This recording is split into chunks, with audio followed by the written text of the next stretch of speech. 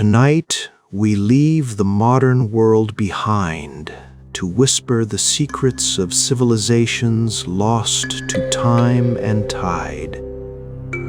Our journey begins beneath the waves of Japan at the Yonaguni Monument, before we travel to the great earthen heart of North America at the Cahokia Mounds. We will feel the salt air of ancient Newfoundland and stare into the eye of the Sahara at the mysterious Richat structure of Mauritania. The world is older than we remember.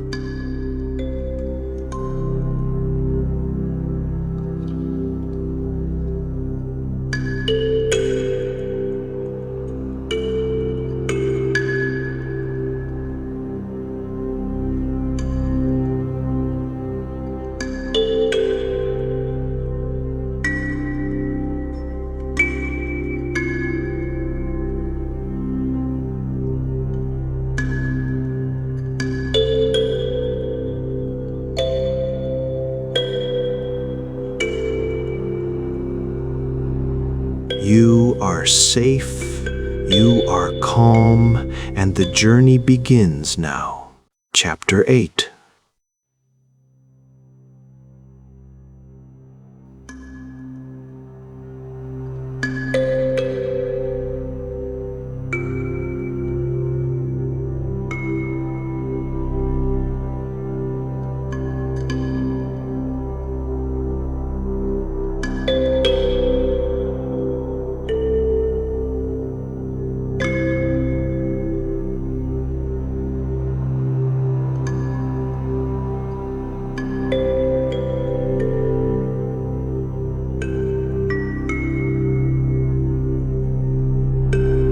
Is it a temple, a city?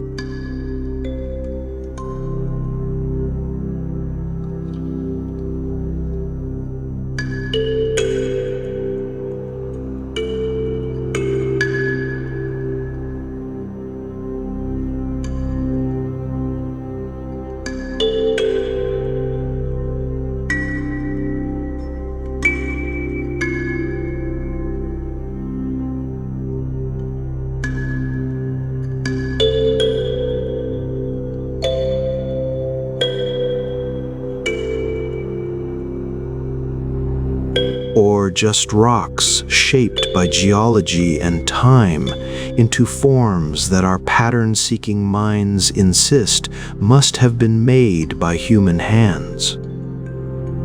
The fishermen of Yonaguni Island have known about it for generations. They called the area dangerous. Difficult currents, shark-inhabited waters, strange rock formations that could damage nets and boats. They spoke of structures beneath the surface, of stone shapes that didn't look quite natural, of ruins from a time before memory. But fishermen's tales are easily dismissed. Old men looking at shadows underwater, seeing what they want to see, embellishing over years of retelling, until a natural reef becomes a lost civilization. Everyone knows how stories grow, how truth becomes legend, becomes myth. Then, in 1986, a dive tour operator named Kihachiro Aratake went looking for hammerhead sharks and found something that would ignite a debate that continues 40 years later. He found the monument.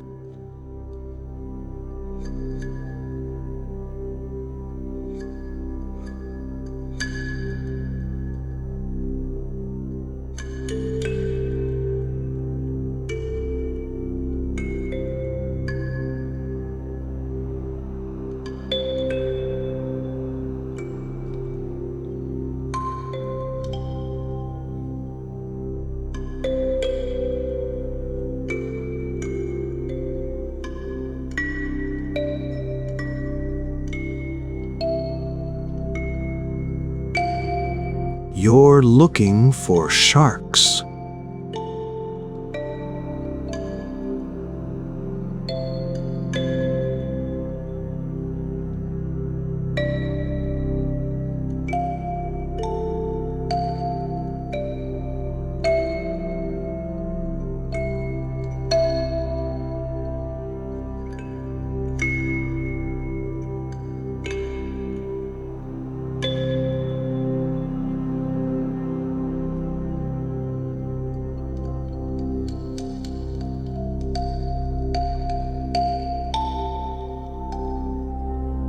You descend deeper, following the reef downward, and suddenly the reef isn't a reef anymore. It's a wall, a perfectly flat wall, running straight for meters and meters. And it's not just flat, it has corners, sharp corners, right angles. The kind of angles that rock doesn't naturally form, that require either incredible coincidence or intentional shaping. You follow the wall and find it drops to a terrace.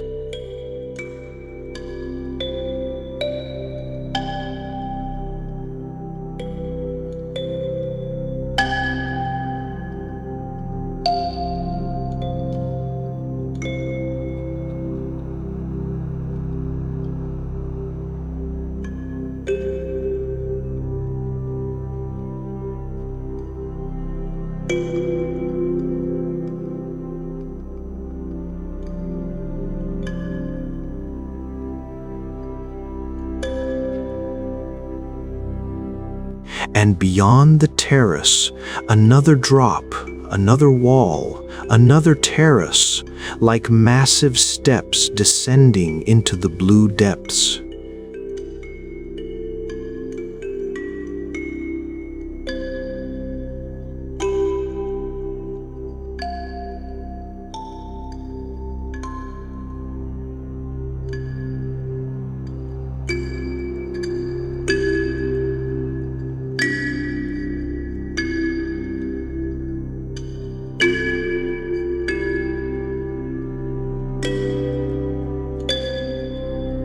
Straight channels, parallel to each other, exactly the kind you'd expect from quarrying, from deliberate stone cutting, from people working with tools and intention. There's a formation that looks disturbingly like a carved face. Not clearly, not obviously, but enough that your brain keeps insisting. That's eyes, that's a mouth, that's something that once looked at the world above the waves. You surface, excited and confused, and you try to explain what you've seen. But how do you convince people that there's a monument underwater, that there's architecture in the deep, that what everyone thought was just rocky bottom is actually terraces and walls and possible buildings from a civilization that existed before the waters rose? Kihachiro Aratake did convince them. He brought other divers. He took photographs. He measured angles and distances. And word spread, first locally, then nationally, then internationally.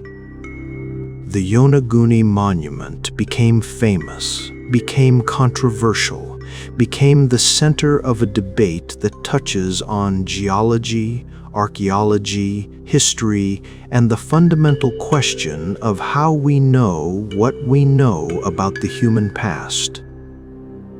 The structure revealed. Let's describe what's actually there, beneath the waves off Yonaguni's southern coast, in water that ranges from 5 to 40 meters deep. The main structure is enormous, roughly 150 meters long, 40 meters wide, and 27 meters tall. To give that scale, Imagine a building 5 stories high, half a football field long, built of solid stone, lying beneath the Pacific. It has distinct features that supporters argue prove human modification.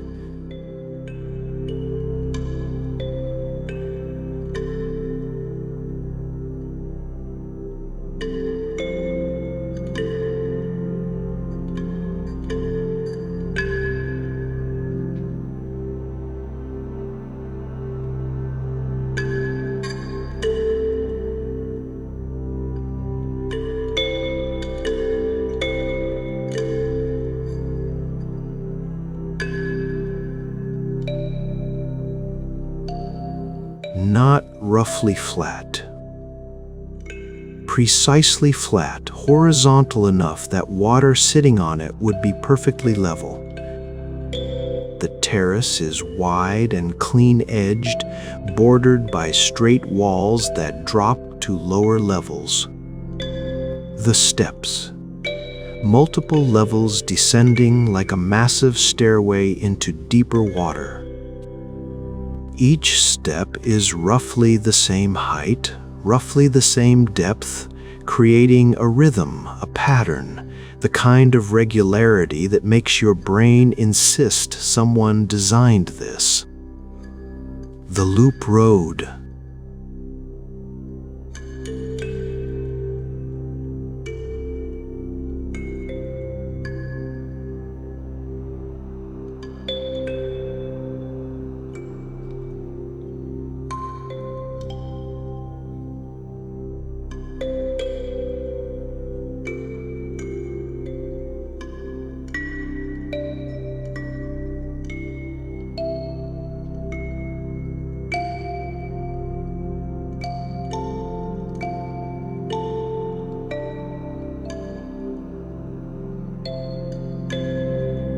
Natural erosion doesn't usually create circular paths. Rivers create linear paths following gravity. Waves create irregular patterns. But circles suggest intention, planning, design. The 2 pillars, standing stones, roughly 5 meters tall, apparently separated from the main mass but positioned in a way that suggests they were meant to stand, to support something, to mark something. Natural erosion can create standing stones, yes, but these are remarkably symmetrical, remarkably positioned. The stone channels.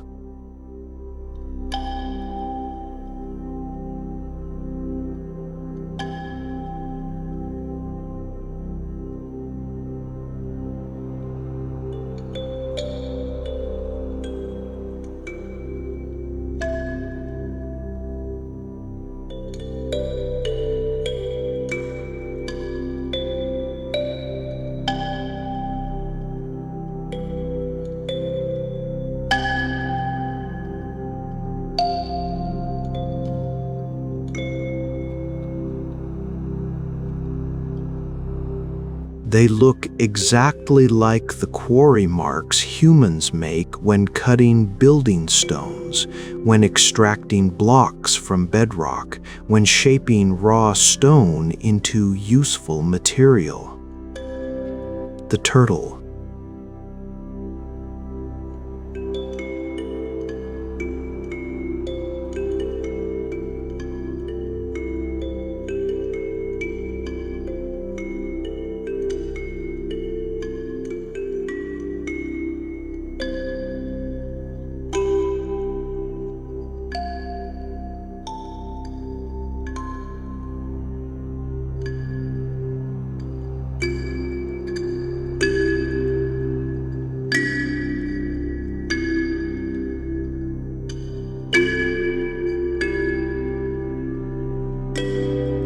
Is it intentional carving or accidental resemblance?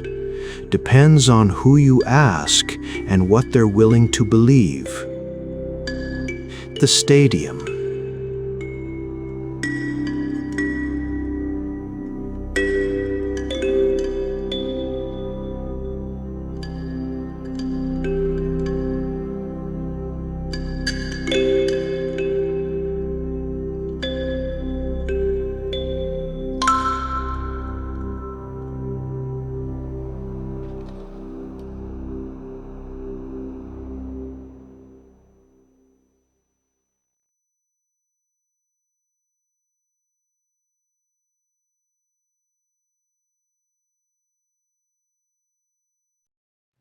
If you wanted to build an amphitheater in stone, this is roughly what it would look like after 10,000 years underwater. All of this is real.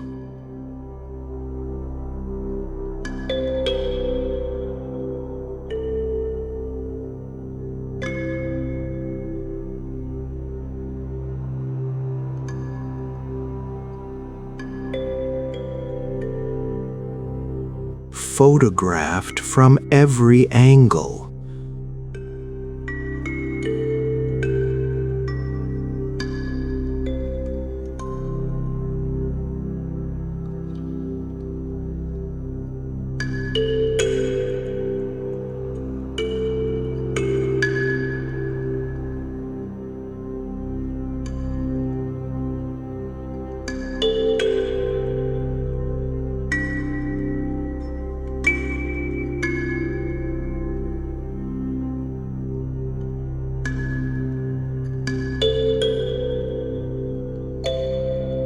The question is, did nature make them, or did humans modify what nature started? The legend and the science collide.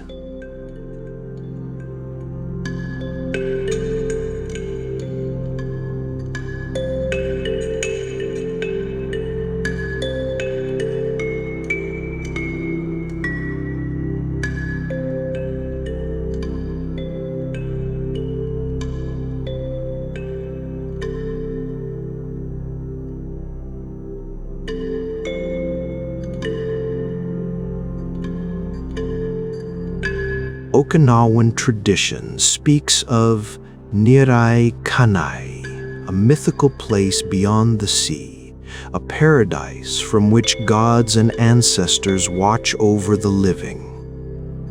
Some versions describe it as having once been accessible, connected to the land, before the waters rose and separated the divine realm from the human world. Other local legends speak of Mu or Lemuria, lost civilizations that supposedly existed in the Pacific before catastrophic floods destroyed them. These stories are found across Pacific Island cultures, from Japan to Polynesia, persistent tales of lands that were and are no more, of cities claimed by rising seas, of knowledge lost when the waters came. Mainstream archeology dismissed these stories as myth, as fantasy, as the universal human tendency to imagine golden ages in the past that probably never existed. But then the Yonaguni monument was found, and suddenly those old stories had physical evidence that at least suggested they might contain seeds of historical truth. Enter Professor Masaaki Kimura, a marine geologist from the University of the Ryukyus. He has spent decades studying the monument, diving it repeatedly, measuring every angle, comparing it to known archaeological sites, examining it with the tools of both geology and archaeology. His conclusion, the Yonaguni monument, is at least partially artificial. He argues that while the base structure may be natural sandstone that fractured along natural plains, humans modified it, carved it, shaped it, turned natural geology into monumental architecture. He points to the tool marks, the impossibly straight lines, the consistent angles, the stepped patterns that repeat too regularly to be random. He points to the similarity between Yonaguni's features and known ancient structures elsewhere in the world. Step pyramids in Central America, ziggurats in Mesopotamia, megalithic sites across Asia. He estimates the monument was built between 10,000 and 5,000 years ago, when sea levels were lower, when what is now 25 meters underwater was dry land, when Yonaguni was connected to Taiwan by a land bridge, when humans were transitioning from hunter-gatherers to farmers, from nomadic to settled, from temporary camps to permanent cities. This dating, if accurate, would make Yonaguni one of the oldest structures on Earth, predating the Egyptian pyramids by thousands of years, contemporary with Göbekli Tepe in Turkey. Evidence of sophisticated stone working in an era we thought humans were just learning agriculture. But here's the thing. Mainstream geology and archaeology aren't convinced. The skeptical.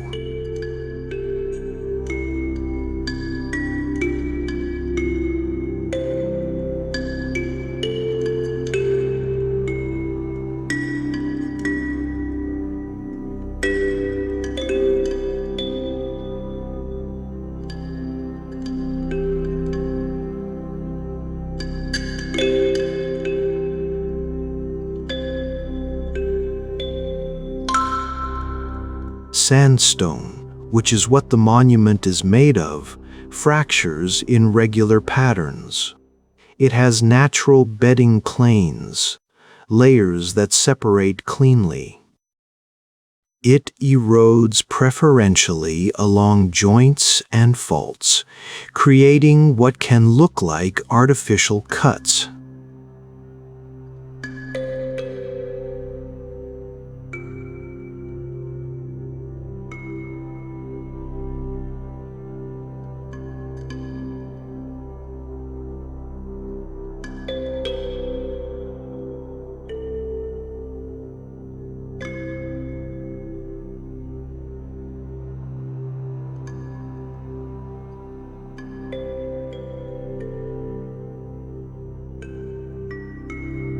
Each earthquake can cause massive rock slides, can shift blocks of stone, can create terraced landscapes that look architectural but are actually just gravity operating on fractured geology. Strong currents around Yonaguni could have eroded softer layers preferentially, leaving harder layers standing proud, creating what looks like walls and floors but is actually just differential weathering. The right angles.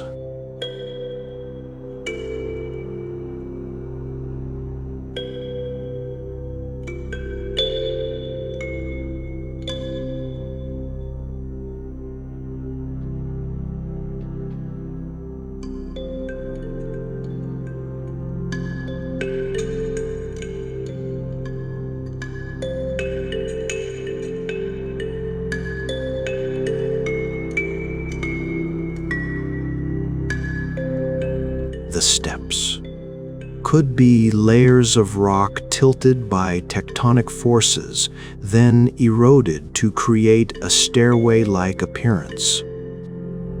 Robert Schoch, a geologist from Boston University who has studied the monument, argues that while some features are unusual, Nothing at Yonaguni requires human intervention to explain.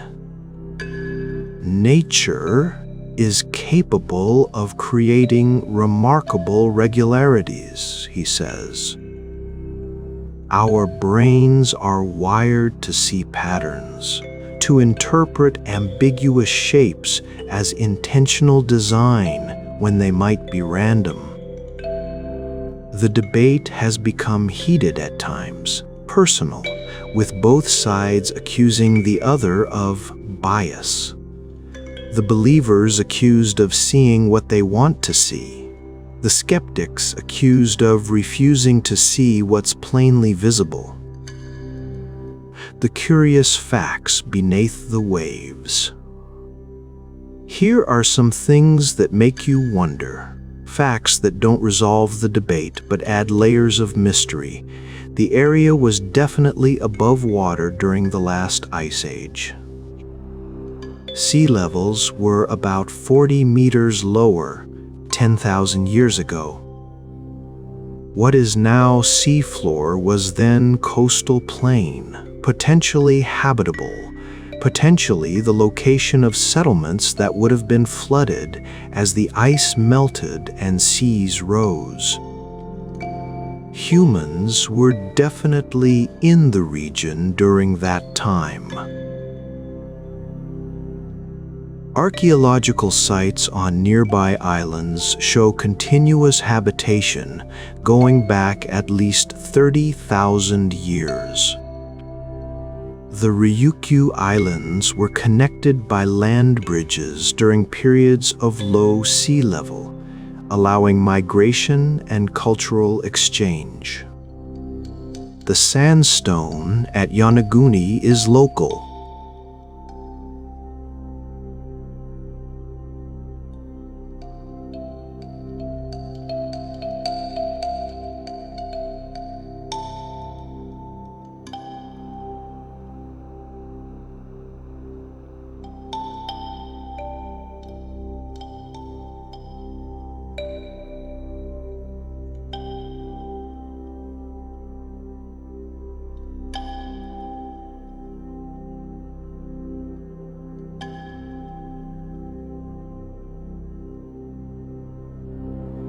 If the monument is artificial, it was carved in place, carved from the bedrock itself, which would require significant labor, but not the impossible task of moving massive blocks.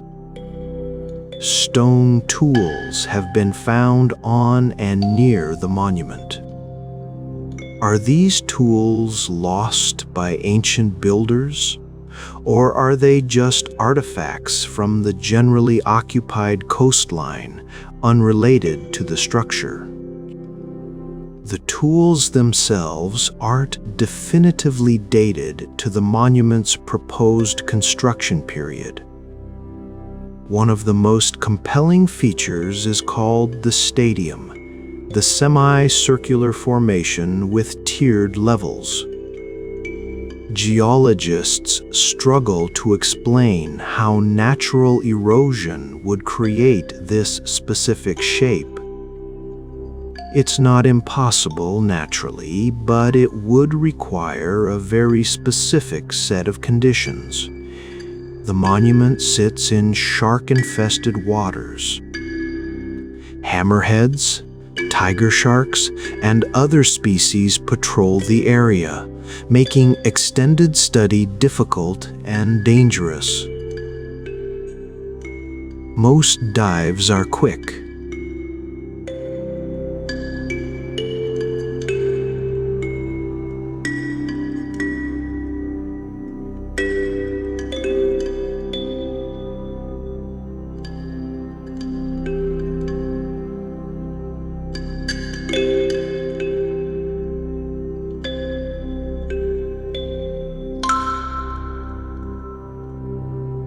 Deep analysis would require time humans can't safely spend in these waters.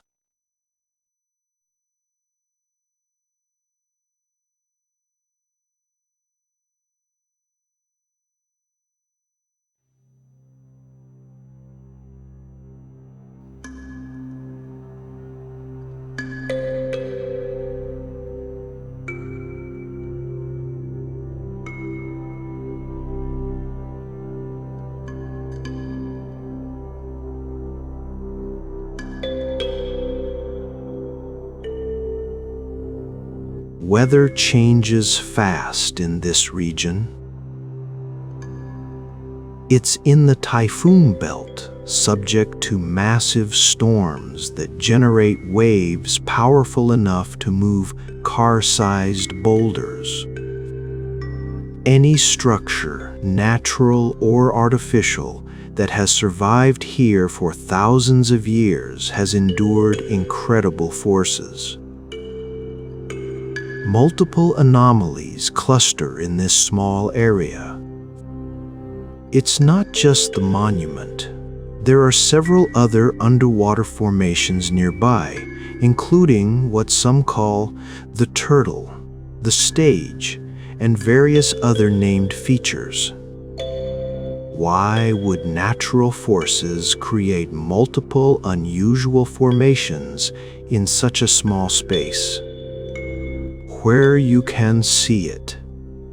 Today, Yonaguni Island is remote, the westernmost inhabited island in Japan, closer to Taiwan than to mainland Okinawa. Getting there requires commitment. Flights from Naha or Ishigaki, or a ferry ride that can be rough in anything but calm seas. But if you make the journey, diving the monument is possible, with the right operator, the right conditions, and the right certifications. This isn't a beginner dive. The currents are challenging, the depths significant, the conditions unpredictable.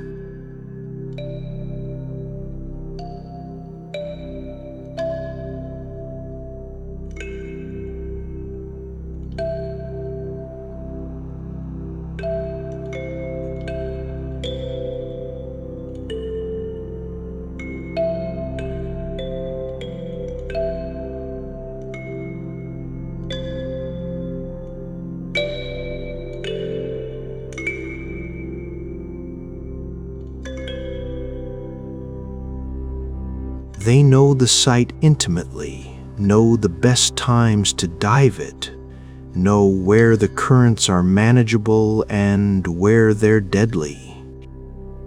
A typical dive lasts 30-40 minutes, giving you time to descend, explore the main features, and ascend safely.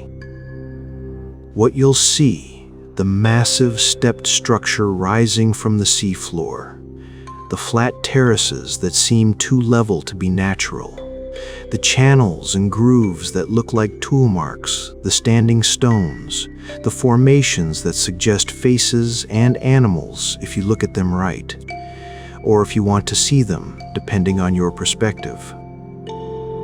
What you'll feel: awe at the scale, confusion at the shapes, and probably some fear.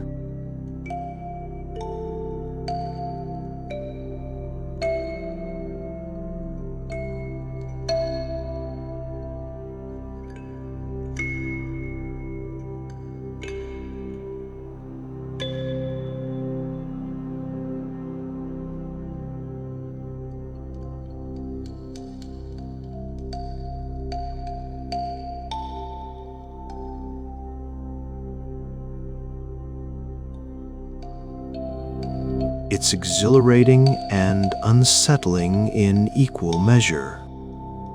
For non-divers, the Yonaguni submarine tour offers views through viewing windows, though these don't allow the same intimate exploration as diving. You'll see the monument from a distance, get a sense of its size and shape, but miss the details that make it so controversial. The Kyland itself is worth exploring. Rugged, beautiful, sparsely populated. Sheer cliffs drop into impossibly blue water. Wild horses roam the interior. The pace is slow, the atmosphere peaceful. This is rural Japan at its most remote and authentic. At the Yonaguni Tourism Association, you can see models and photographs of the monument, explanations of both the natural and artificial theories, artifacts found in the area. The locals have embraced the mystery. It's their claim to fame, their connection to possibly ancient history, their contribution to one of archaeology's most debated questions: the transformation of understanding. Here's what makes the Yonaguni monument so compelling beyond just the archaeology. It represents our changing understanding of human prehistory, our willingness to reconsider what we thought we knew about how civilization developed. For most of the 20th century, the story of civilization was clear. Humans were hunter-gatherers until about 10,000 years ago, when agriculture began in the Fertile Crescent. This led to settled communities, which led to cities, which led to complex societies capable of monumental architecture. The timeline was linear, the progression logical, the evidence clear. Then we started finding things that didn't fit. Göbekli Tepe in Turkey.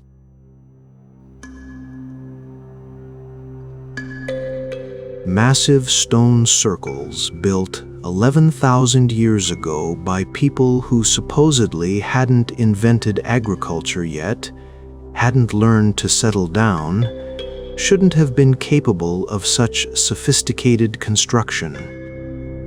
And now, Yonaguni, potentially another example of pre-agricultural monumentality, of complex society existing earlier than we thought, of humans doing impressive things with stone before we thought they knew how. Even if Yonaguni is entirely natural, the debate itself is valuable.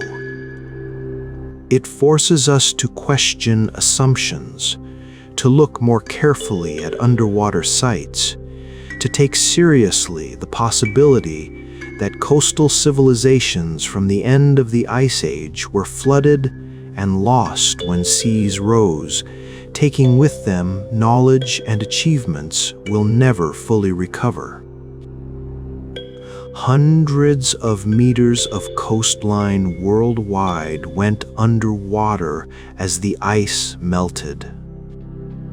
Coastal areas are where humans have always preferred to live. Access to fishing, maritime trade, moderate climates.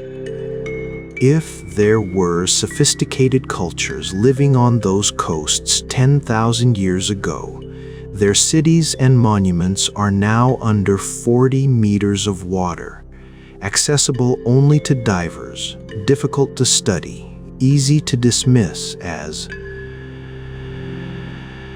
just rocks. Yonaguni suggests we should look more carefully at those rocks, should dive more deeply, both literally and intellectually, should take seriously the persistent legends of drowned lands, flooded cities, lost knowledge preserved only in stories that orthodox history dismissed as fantasy. What the monument teaches us.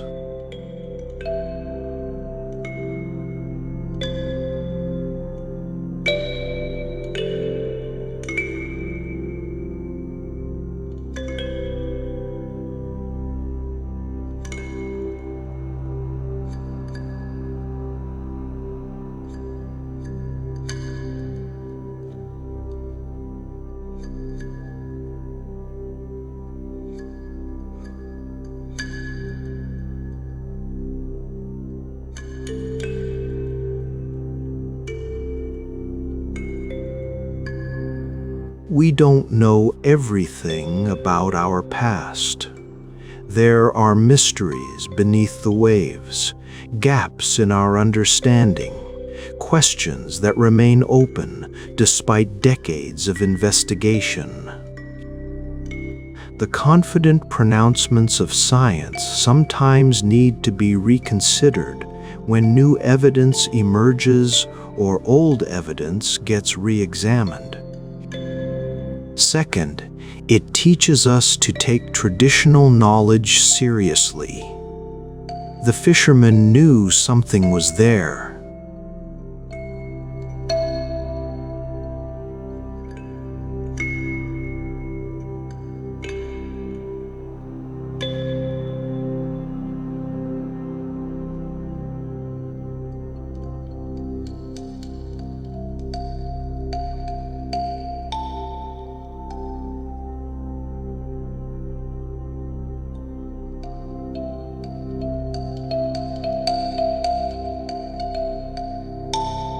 Western-trained scientists dismissed these as superstition until someone went looking and found something worth debating.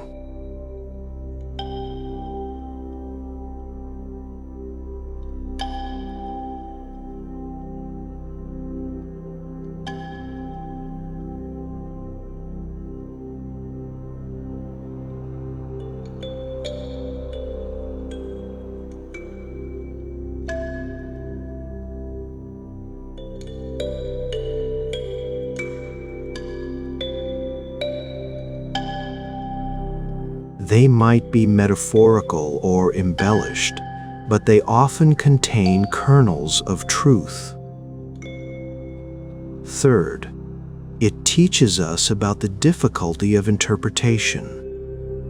The same features look artificial to some observers, natural to others. Both groups are looking at the same stones, the same angles, the same evidence. But they reach opposite conclusions based on their training, their assumptions, their willingness to accept unconventional explanations. This isn't a failure of science, it's how science works. We debate, we test hypotheses, we gather more data, and gradually truth emerges.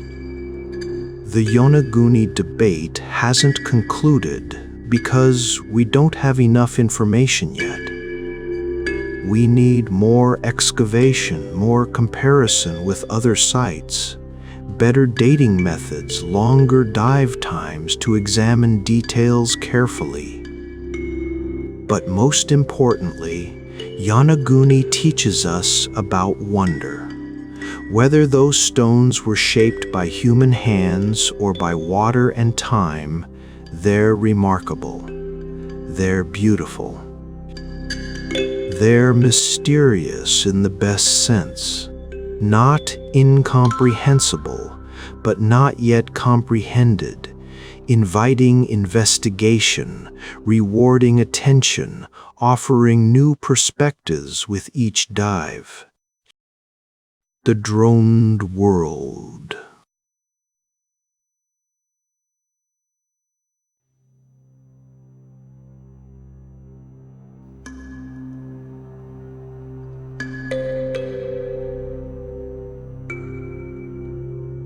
The Droned World stand on the cliffs of Yonaguni Island at sunset, looking west toward Taiwan, and think about the world that was. 10,000 years ago, you wouldn't be looking at ocean. You'd be looking at coastal plains, at river valleys, at land where people might have lived, might have built, might have created monuments that now lie beneath 40 meters of water. The ice melted. It took thousands of years, but it was relentless.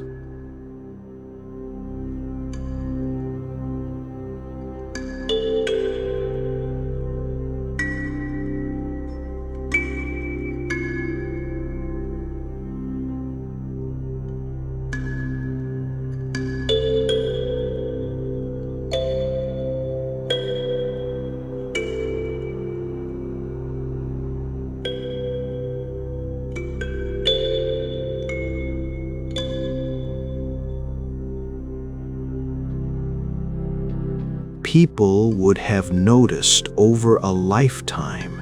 You could watch the sea claim the shore, watch fishing villages abandoned, watch communities move inland, watch landmarks disappear beneath the waves. Did they build monuments before the waters came? Did they create structures meant to last, to commemorate, to declare, "We were here, we mattered, we made this"? Did those structures end up underwater, becoming mysteries for future generations to debate and puzzle over? We know humans were here. We know they had stone tools, knew how to work rock, had the capability to shape and move stone if they wanted to. The question is, did they want to? Did they have the social organization, the motivation, the cultural imperative to create monumental architecture before we thought they did? Yonaguni might answer that question. Or it might remain beautifully ambiguous, a Rorschach test in stone where people see what their training and inclination lead them to see.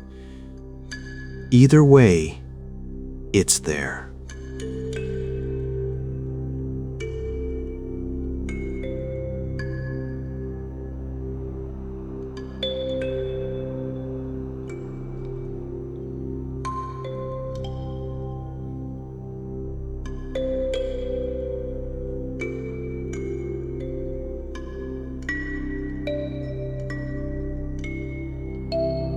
Real.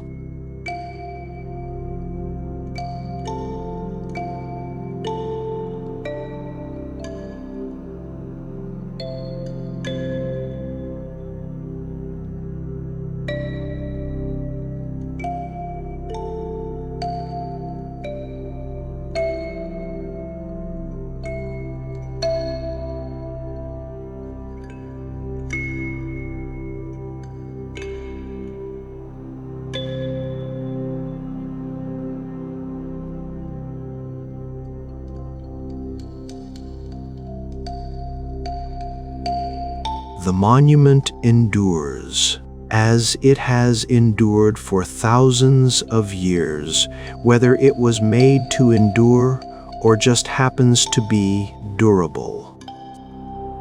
And we surface from our dives, shaking our heads in wonder, unable to quite settle on an answer, unable to stop thinking about those right angles and those level terraces and those steps descending into the blue depths like an invitation to climb down, to explore deeper, to see what else might be waiting beneath the surface of both the ocean and our assumptions about the human past. The debate continues.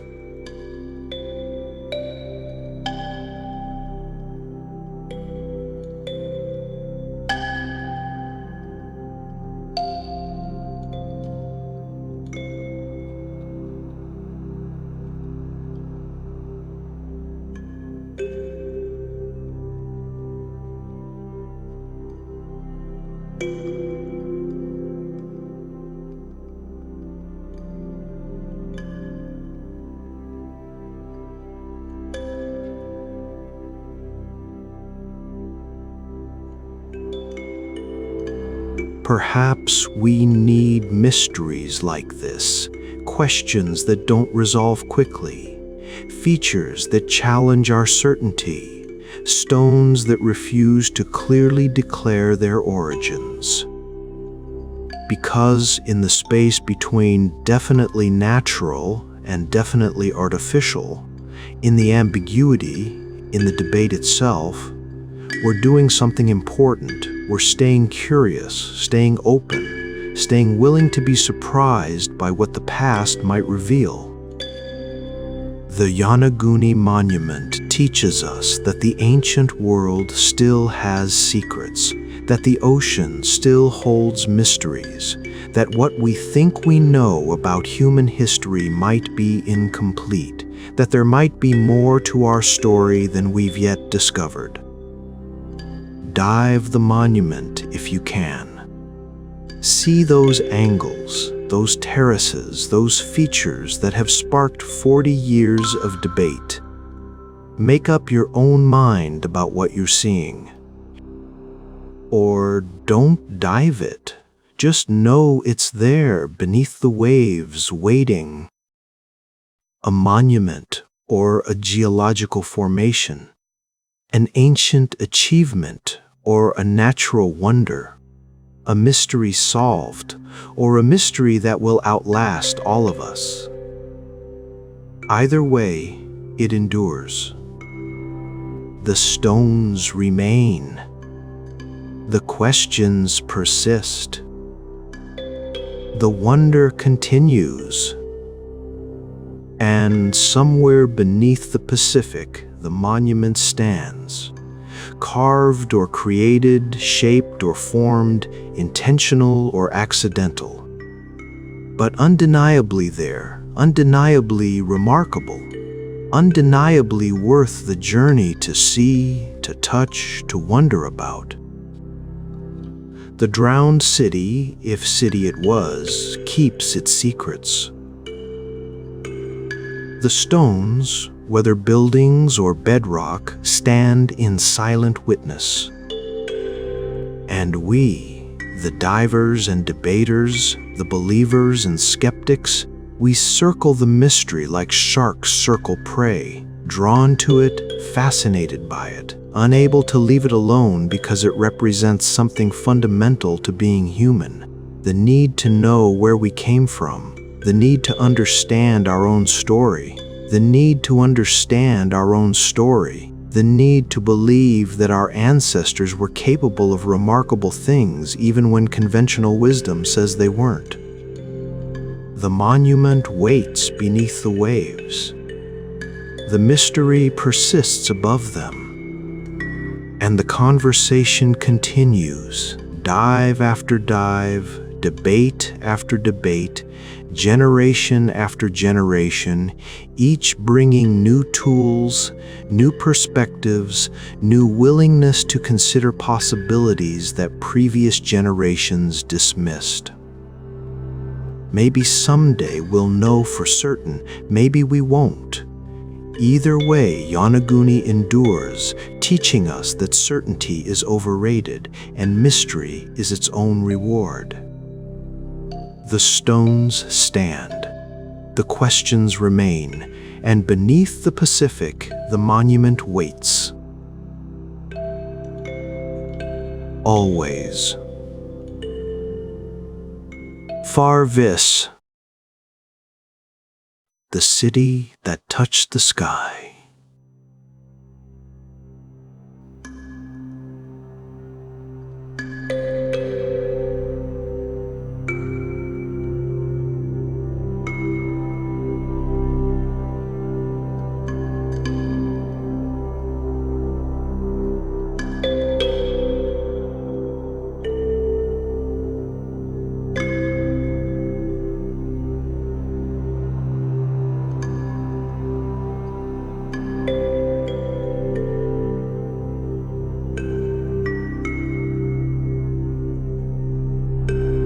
Not a village, not a settlement. A city with 20,000 inhabitants, with monumental architecture, with astronomical observatories, with planned neighborhoods and central plazas, and a social complexity that shouldn't have existed in North America, that wasn't supposed to be possible without writing, without wheels, without metal tools, without any of the technologies we associate with urban civilization. And then, centuries before Columbus landed, centuries before any European knew this continent existed, the city was abandoned. Its people left, dispersed, melted back into the landscape. The massive earthen pyramids they had built, some as large at their base as the Great Pyramid of Giza, stood empty, slowly eroding, gradually being reclaimed by grass and trees. By the time Europeans arrived, Cahokia was already legend. The people living in the region knew the mounds were old, knew they had been important, knew stories about the city that had been, but couldn't say exactly who had built it or where those builders had gone. The mounds were simply there, ancient and mysterious, hills that weren't quite hills, shapes that suggested intention without revealing their purpose. Early American settlers, seeing these massive earthworks, couldn't believe indigenous people had built them.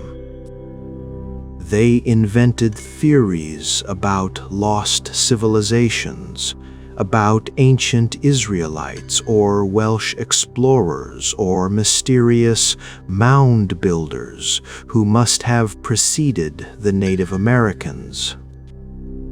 The racism of this assumption is obvious now.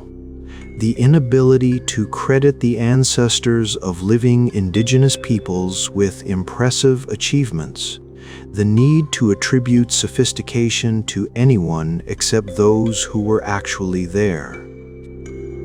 But the truth, revealed by careful archeology, is more remarkable than any fantasy.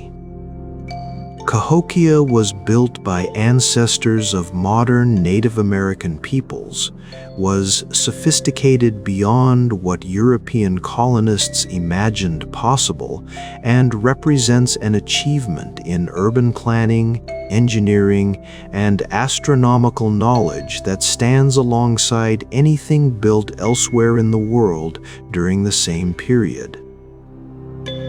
This is the story of the city that touched the sky, the place where Earth met heaven, where cosmic order was made manifest in earthen architecture, where thousands gathered to witness the turning of seasons and the movement of celestial bodies and the eternal dance between light and darkness that governs all existence.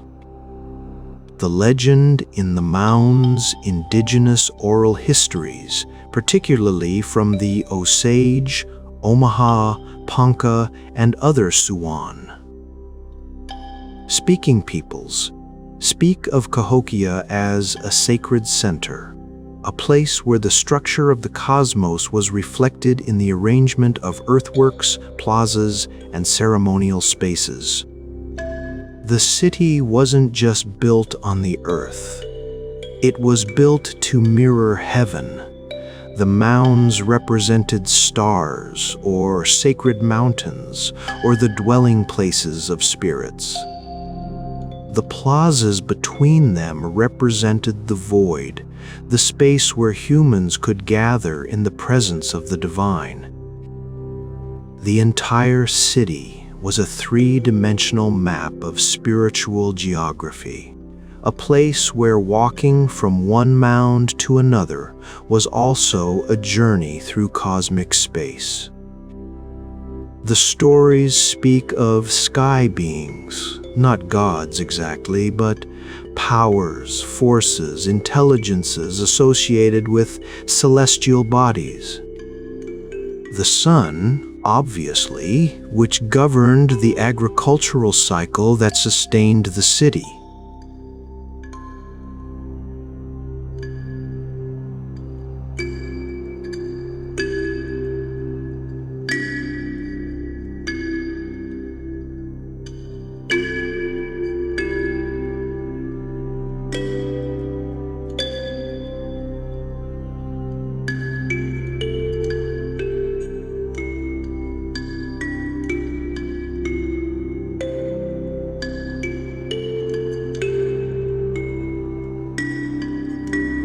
The planets, particularly Venus, which ancient peoples tracked with remarkable precision.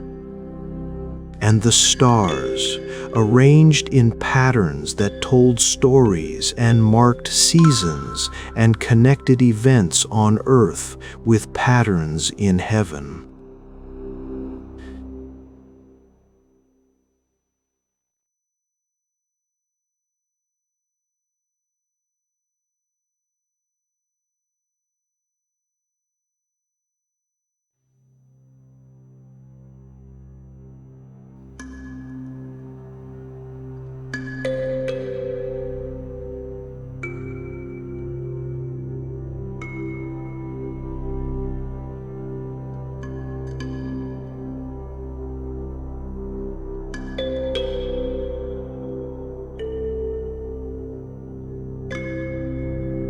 Through ceremony, through ritual, through the precise alignment of their architecture with solar and lunar cycles, they maintained a relationship with the cosmos, kept the sacred patterns functioning, ensured that earth and sky remained in harmony. This wasn't superstition. This was sophisticated astronomical knowledge combined with spiritual practice. The understanding that humans are not separate from the universe but part of it. That our cities and lives and rituals can either honor the cosmic order or disrupt it. That architecture can be a form of prayer and urban planning. A kind of theology. The city's layout reflected this understanding. Mounds were positioned according to cardinal directions and sight lines to sunrise on solstices and equinoxes. Plazas were oriented to create visual and symbolic relationships between different parts of the city. Causeways connected ceremonially significant locations. The entire urban design was intentional, meaningful, sacred. Not just functional, but profoundly spiritual.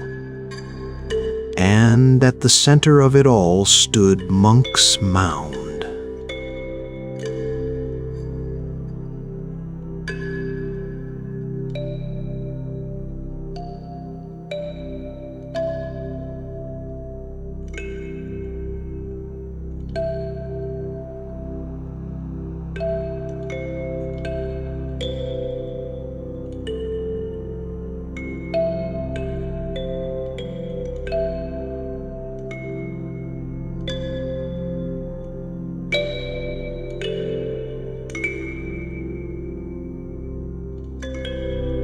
The building of the mounds.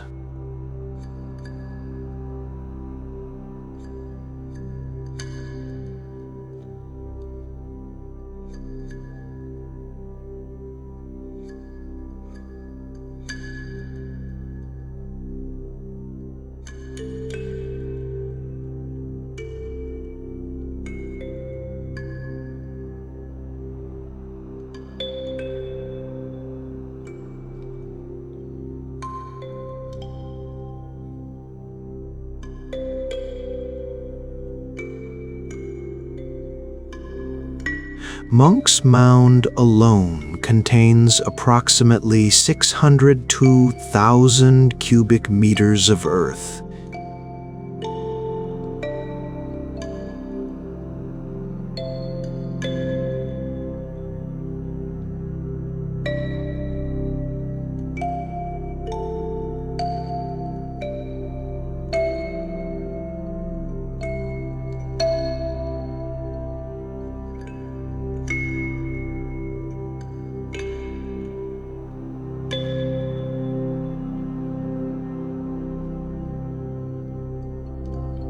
"5 million basketfuls of soil moved one basket at a time by human labor, without wheels, without draft animals, without any machinery except human backs and hands and determination.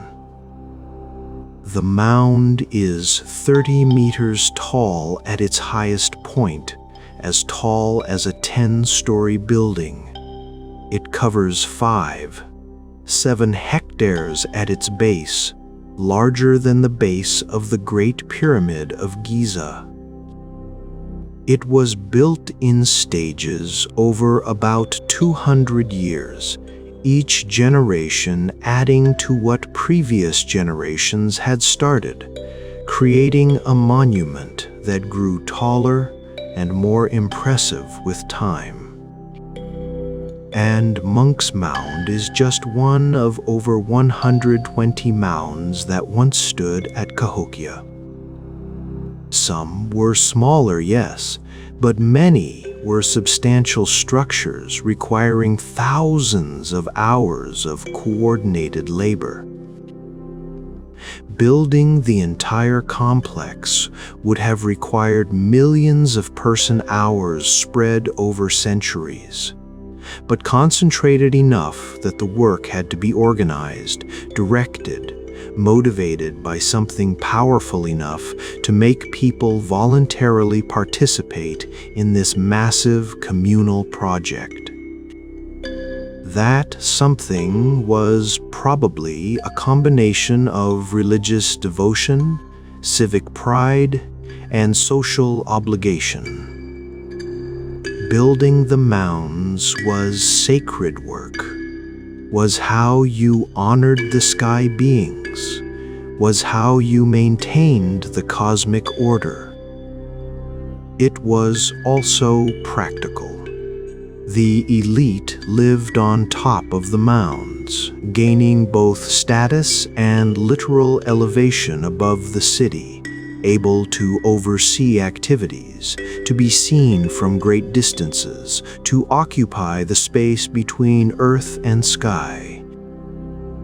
The construction technique was sophisticated.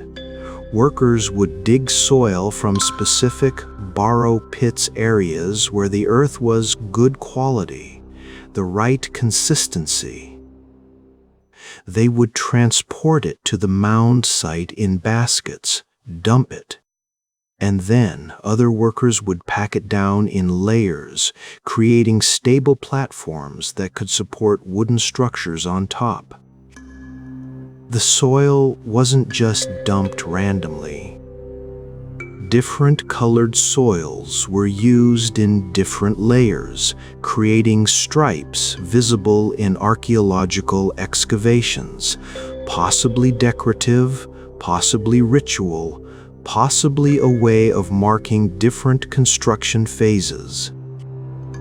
The effect, when fresh, would have been visually striking: massive pyramids of earth rising from the floodplain, surfaces smooth and clean, topped with wooden temples and elite residences, the whole city a testament to human capability and devotion. The city.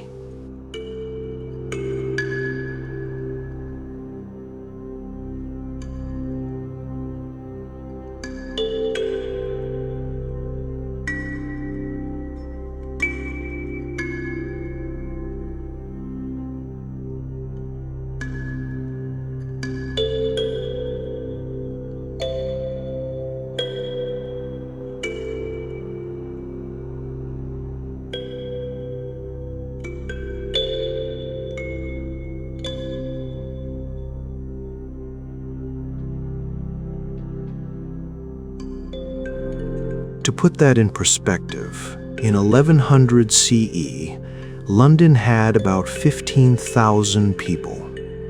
Paris had maybe 25,000. Cahokia was comparable to major European cities, larger than most, and it achieved this in the middle of what Europeans considered wilderness, in a continent they believed was sparsely populated and underdeveloped. The city was divided into distinct neighborhoods. The elite lived on and around the major mounds.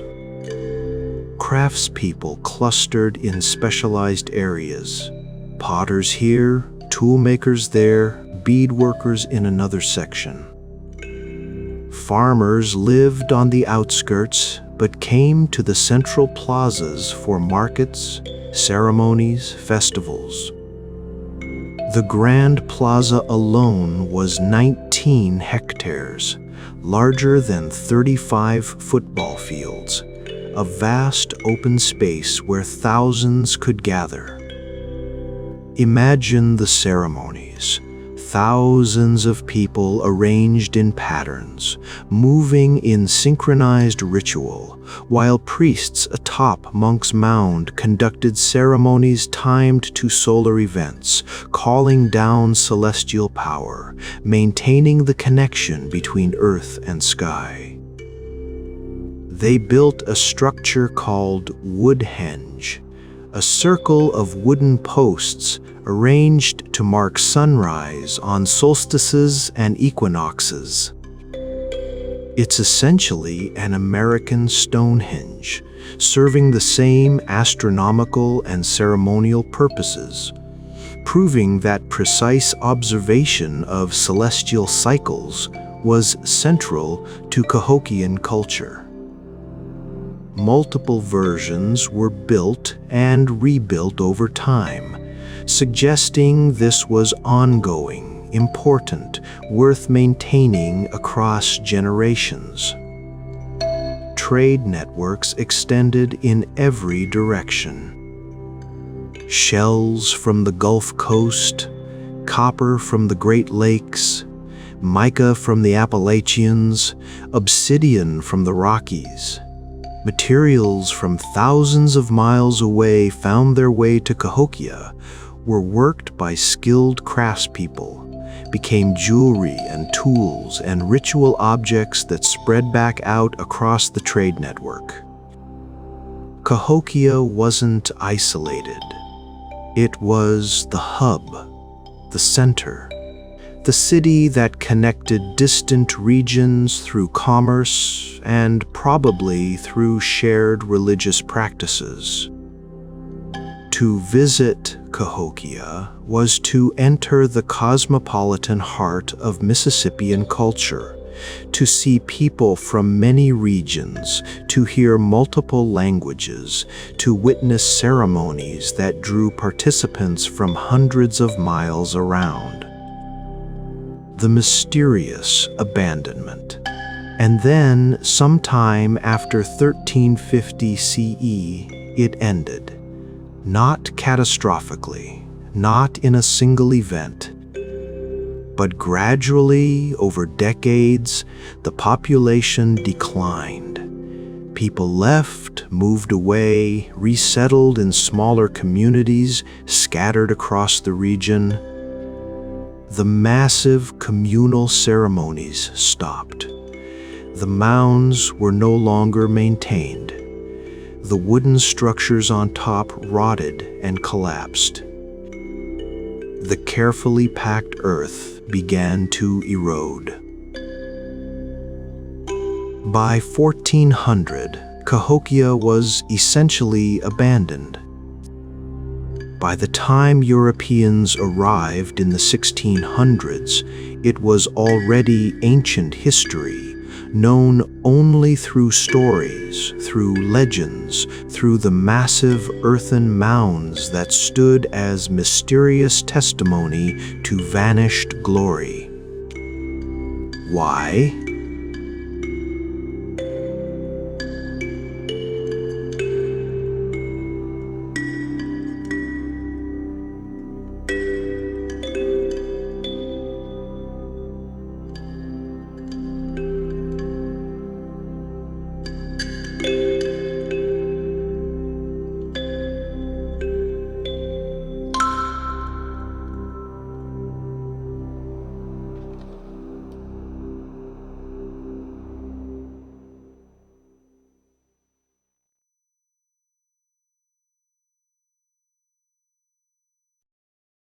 The medieval warm period that had made agriculture productive in the American Midwest ended, replaced by cooler, more unpredictable weather. Crops might have failed more frequently. The agricultural surplus that supported a city of 20,000 might have become unreliable. Environmental degradation is another factor. Deforestation around the city, timber for buildings, for fires, for the wooden stockades that surrounded parts of the city might have caused erosion, might have affected local climate, might have made the immediate area less livable. Political instability could have played a role. Large populations concentrated in cities create tensions between elite and commoners, between neighborhoods, between competing visions of how society should be organized. If the religious and political system that justified elite power lost legitimacy, people might have simply walked away, chosen to live in smaller, more egalitarian communities. Disease is always a possibility with dense populations. No evidence of epidemic has been found, but absence of evidence isn't evidence of absence. A disease that killed many but left no trace in bones could have devastated the population. Or perhaps the city simply accomplished what it was meant to accomplish. Perhaps there was a ceremonial or cosmological reason for its existence, and when that purpose was fulfilled, there was no reason to maintain it. Perhaps it was always meant to be temporary, a sacred center for a specific era, after which people would return to other ways of living. We may never know.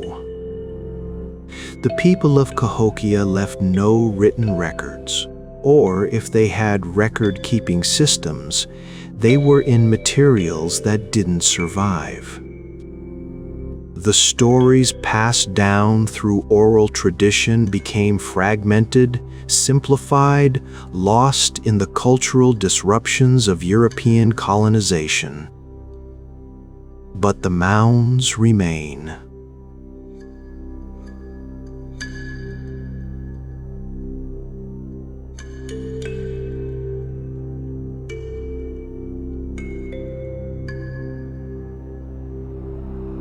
Massive, mysterious, testimony to what was achieved and what was lost. The curious.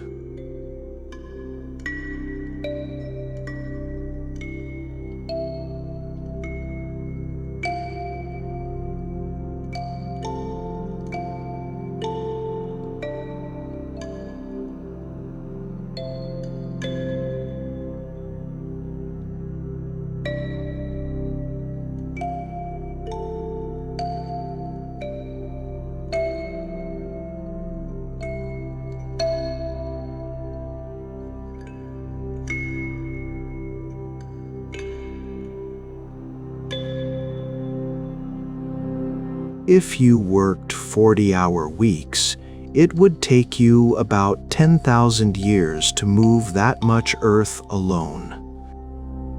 This was organized labor on a scale that required social cohesion, planning, and motivation that we can barely imagine. The base of Monk's Mound is larger than the Great Pyramid of Giza's base. Yes, the pyramid is taller.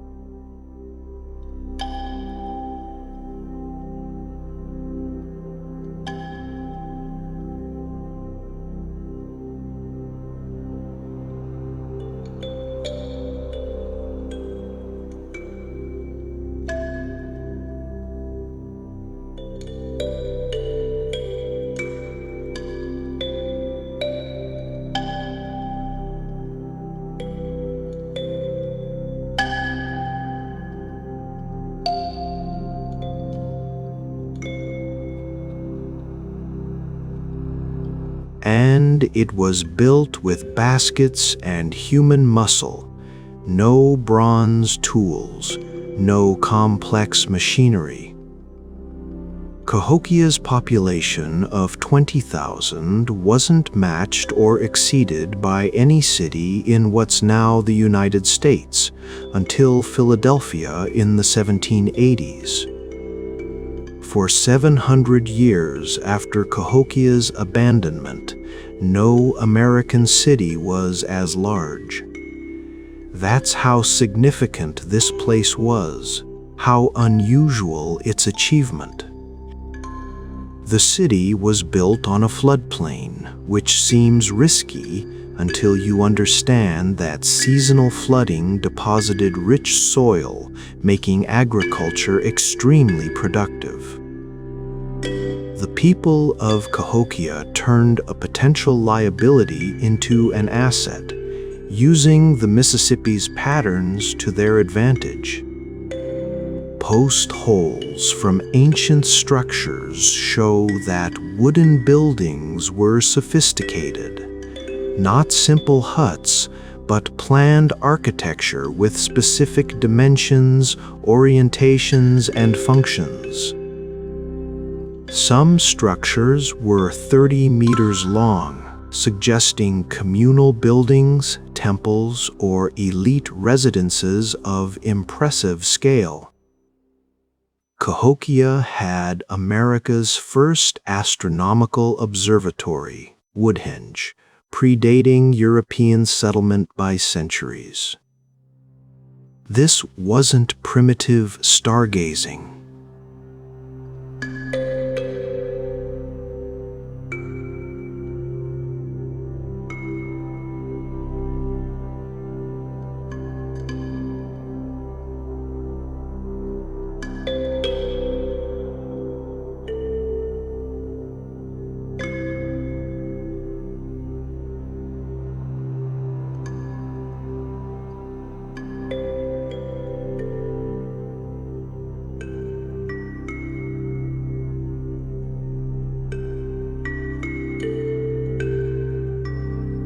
The site was nearly destroyed by modern development.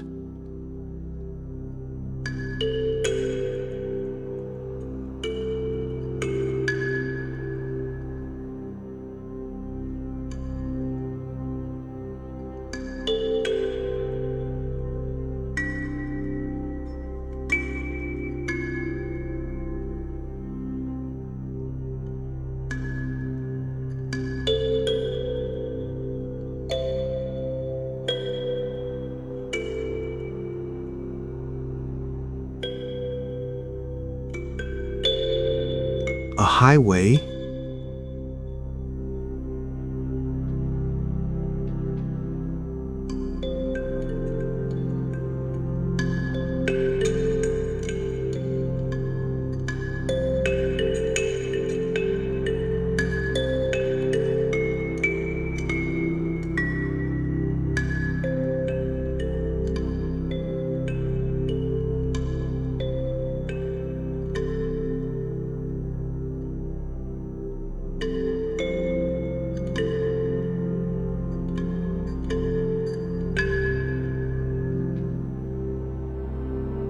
we came terrifyingly close to bulldozing one of North America's most significant archaeological treasures because early settlers couldn't believe Native Americans had built cities. Human sacrifice occurred at Cahokia, though probably not on the scale some early theories suggested. Burial mounds contain evidence of retainer sacrifices, people killed to accompany elite individuals into the afterlife. This is disturbing to modern sensibilities, but was practiced by many ancient cultures and suggests the serious nature of Cahokian religion.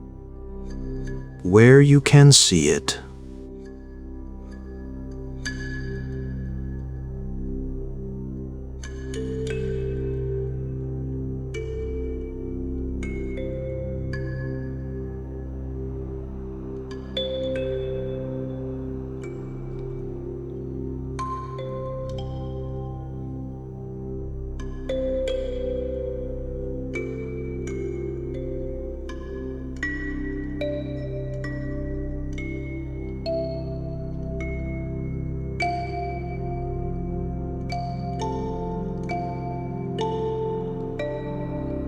Monk's Mound is open to climb.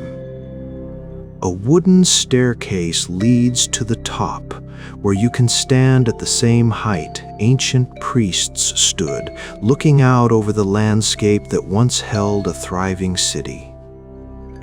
The view is extraordinary. You understand immediately why this location was chosen, why the mound was built to this height, why standing here made you feel connected to both earth and sky. The interpretive center has exceptional exhibits explaining Cahokian culture, astronomy, construction techniques, and daily life.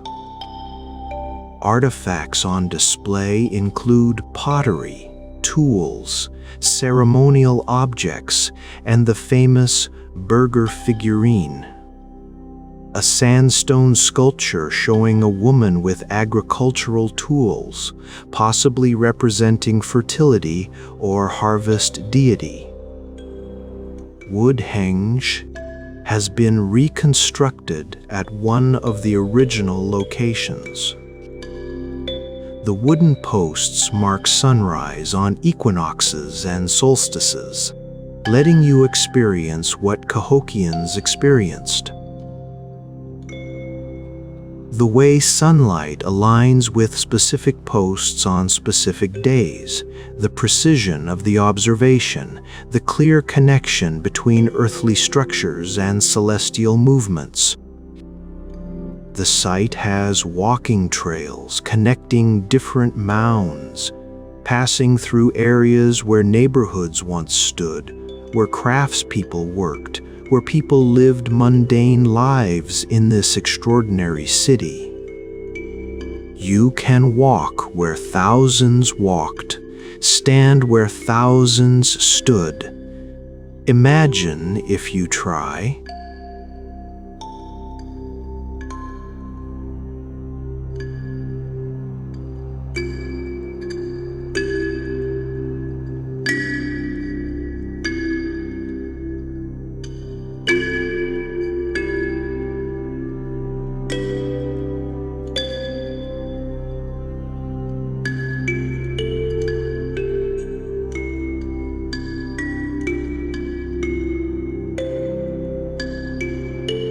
Throughout the year, the site hosts events, solstice observations at Woodhenge, indigenous cultural celebrations, archeological demonstrations, astronomy programs.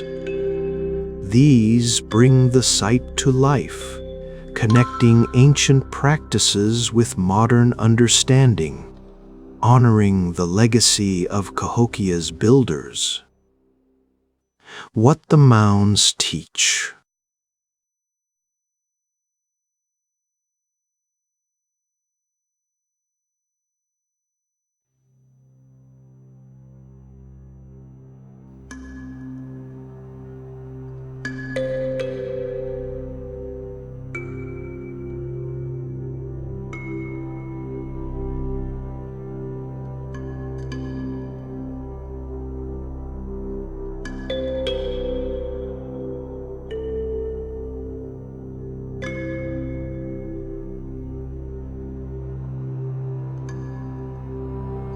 It teaches us that architectural achievement doesn't require metal or writing or technologies we consider essential.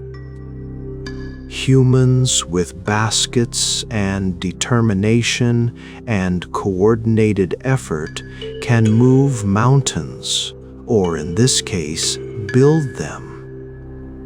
It teaches us about the relationship between astronomy and architecture, between cosmic observation and sacred space, between human activity and celestial patterns. The people of Cahokia understood that we are not separate from the universe but part of it, that earthly events reflect heavenly patterns, that architecture can be designed to honor and maintain cosmic order. It teaches us about impermanence. Even massive cities, even structures built to last forever, eventually empty and erode if not maintained. But impermanence isn't failure.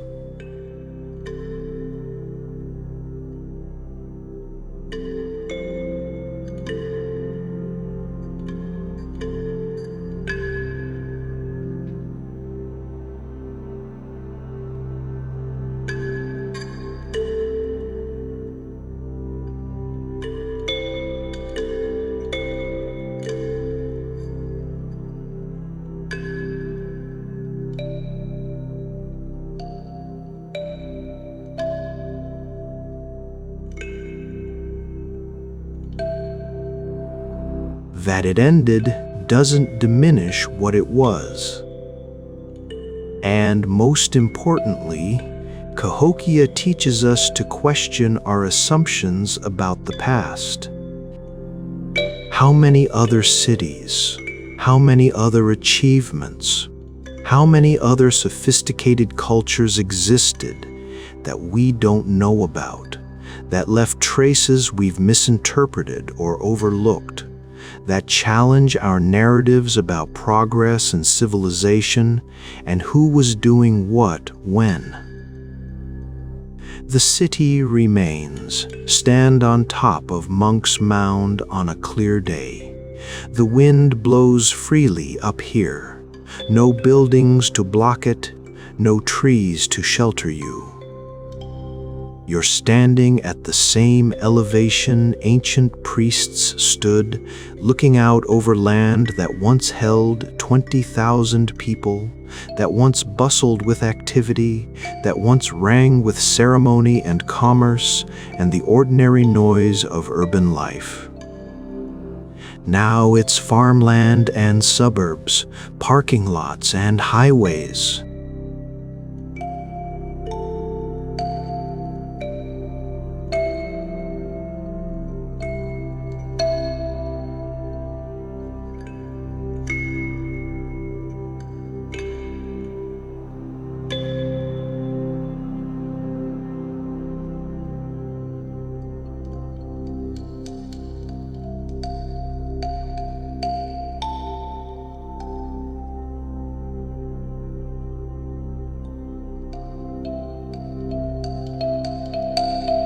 The only things rising above ground level are the mounds themselves.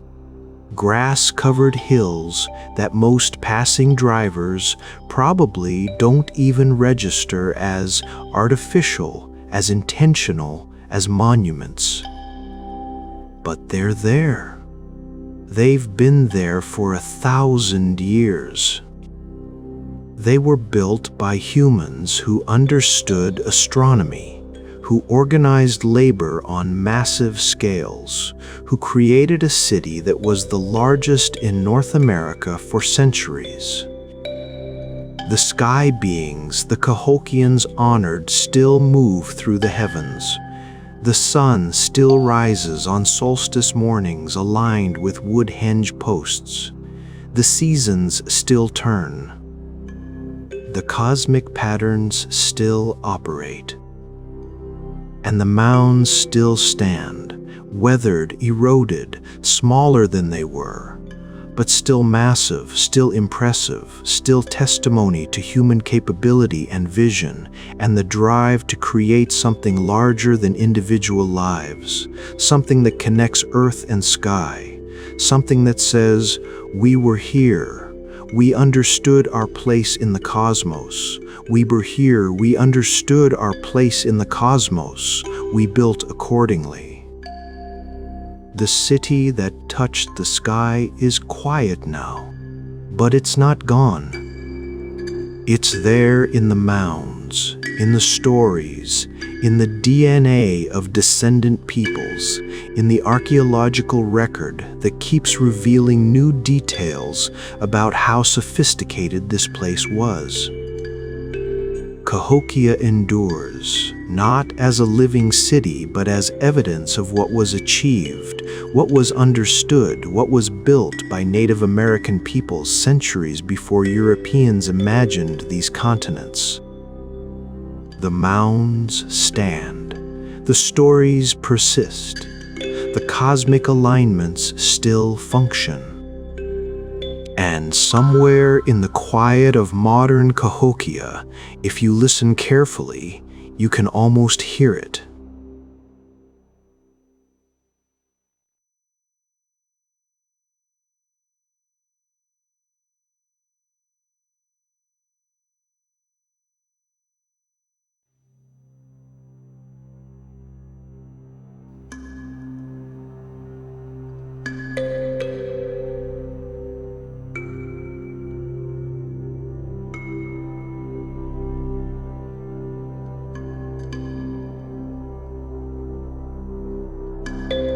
The achievement endures. The knowledge persists. The mounds remain. Testimony to what was.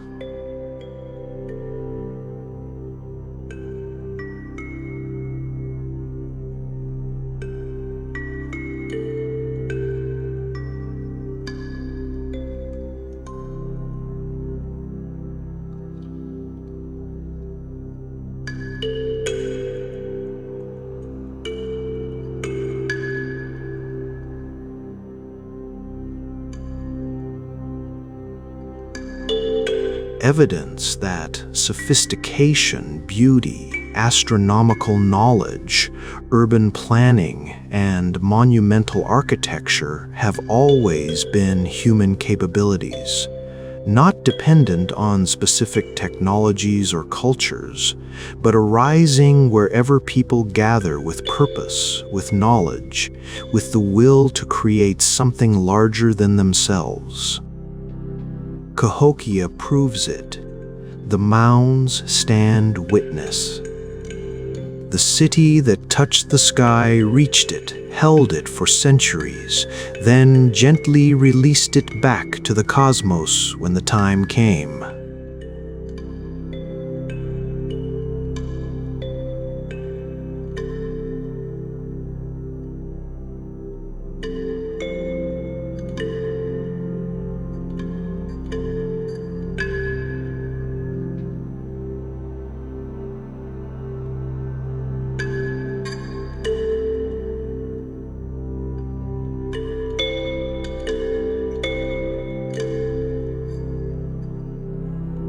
The earth still holds the evidence. And we, walking among the mounds, stand in the presence of ancestors who knew things we're only now beginning to understand again, about cosmic patterns, about sacred architecture, about the connection between where we stand and where the stars move. The city remains transformed but present. The knowledge persists, fragmented but recoverable. And the mounds stand, silent teachers, waiting for those who will listen to what they have to say about human capability, cosmic consciousness, and the cities we build when we remember we're part of something larger than ourselves. Always there, always teaching, always touching the sky. The land of wild grapes.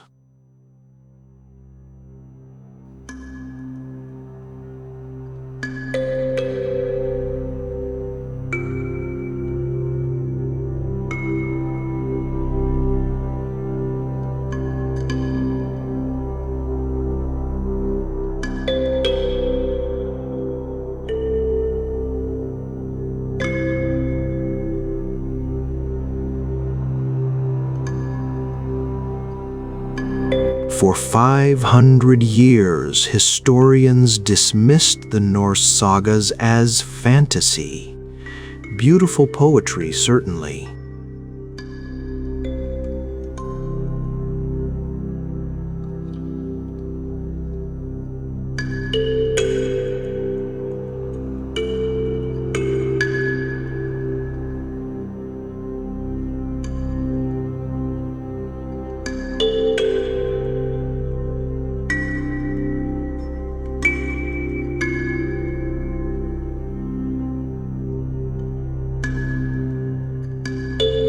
just stories.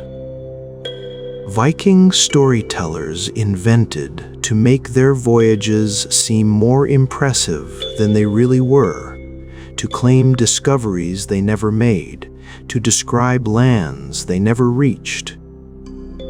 The sagas spoke of Vinland, a place west of Greenland where grapevines grew wild and timber was abundant, where salmon grew fat in rivers and the climate was mild enough that cattle could graze through winter without being housed. A paradise compared to the harsh Norse settlements in Greenland and Iceland, a land of opportunity and abundance.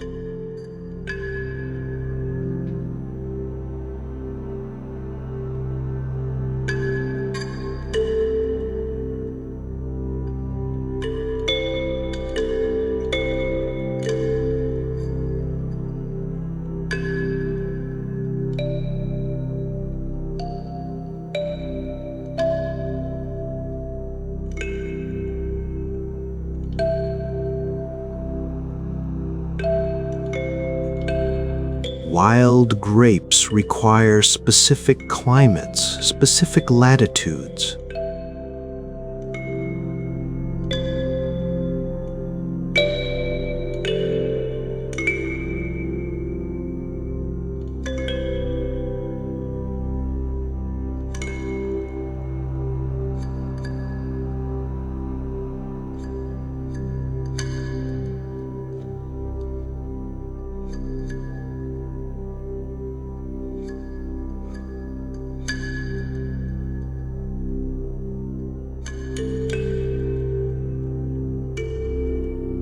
Vinland was legend.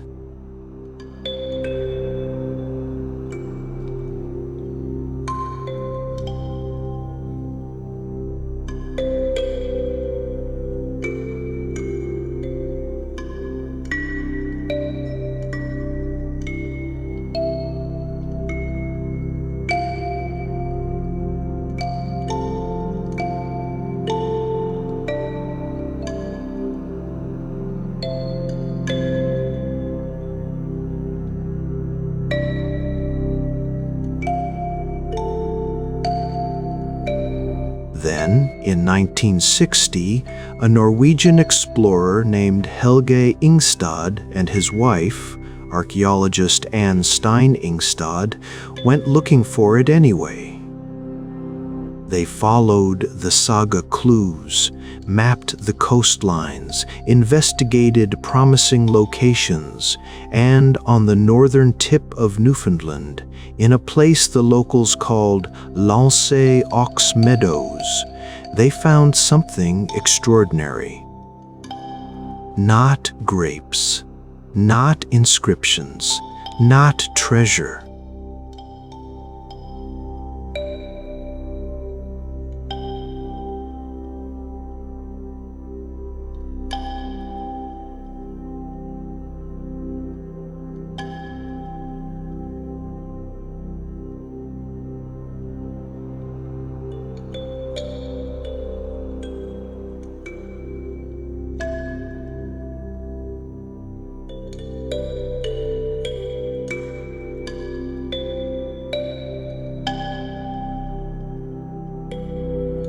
The kind that proved, definitively and without question, that Vikings had been here in North America, 500 years before Columbus, 1,000 years before anyone acknowledged it. The legends were true, the sagas were history, and everything we thought we knew about transatlantic contact before 1492 was wrong. The Saga of Vinland.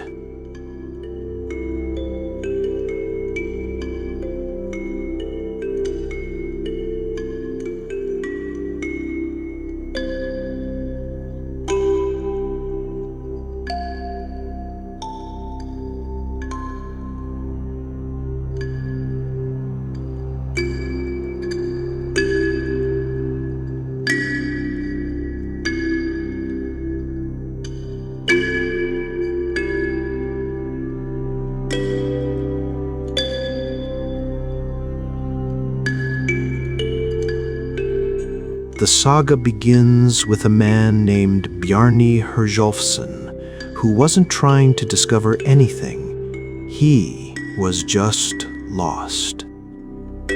Around 986 CE, Bjarni was sailing from Iceland to Greenland to visit his father, who had recently moved there with Eric the Red's colonizing expedition. But Bjarni got caught in fog and storms, blown off course, carried by currents he couldn't see and winds he couldn't predict. When the weather finally cleared, he found himself looking at a coast that wasn't Greenland.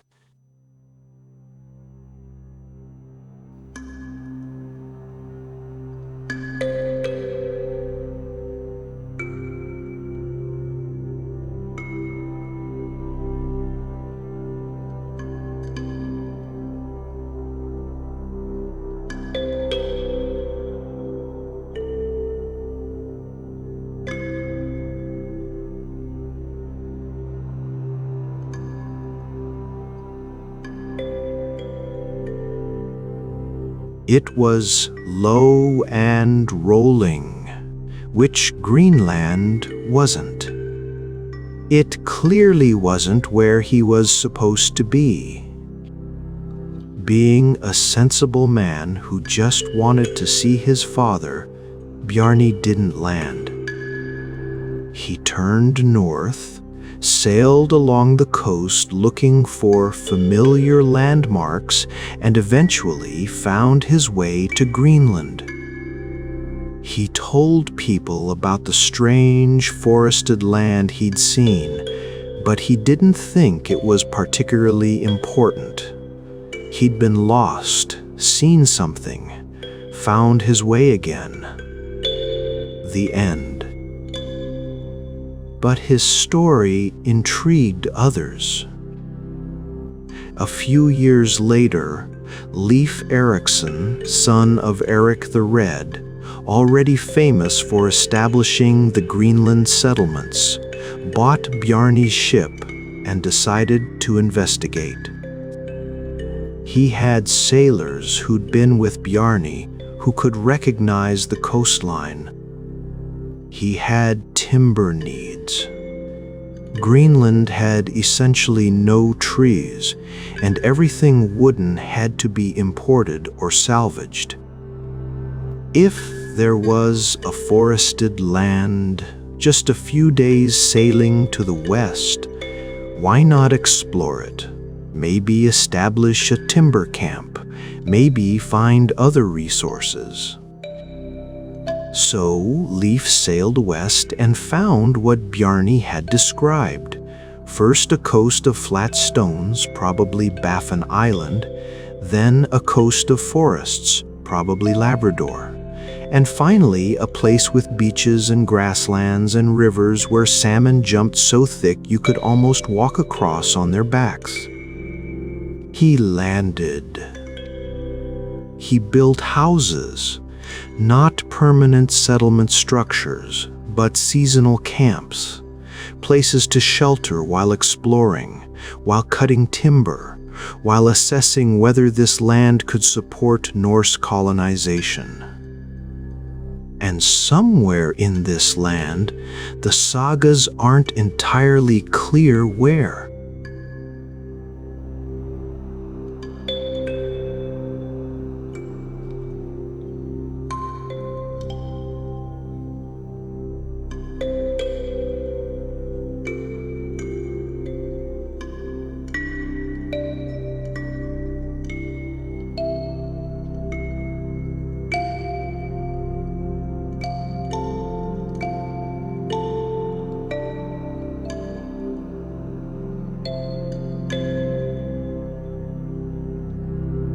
The berries were sweet, the vines abundant. So Leif named the land Vinland, Wineland or Vineland, and returned to Greenland with timber and stories of a new world waiting to be settled. Other expeditions followed. Leif's brother Thorvald led one, explored further, encountered indigenous peoples whom the Norse called Skrallings, and was killed in a conflict with them.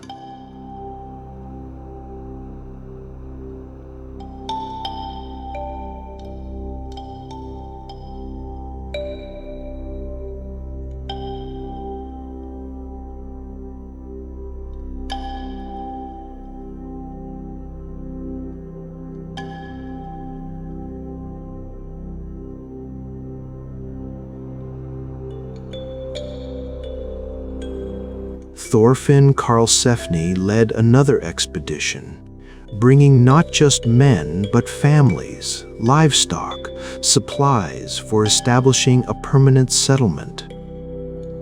They spent several years at Vinland, traded with indigenous peoples, had conflicts with indigenous peoples, and eventually decided the land, while abundant, was too dangerous, too far from home, too contested. The Skrallings were numerous and skilled warriors, and the Norse were too few to hold territory against determined resistance. So they left.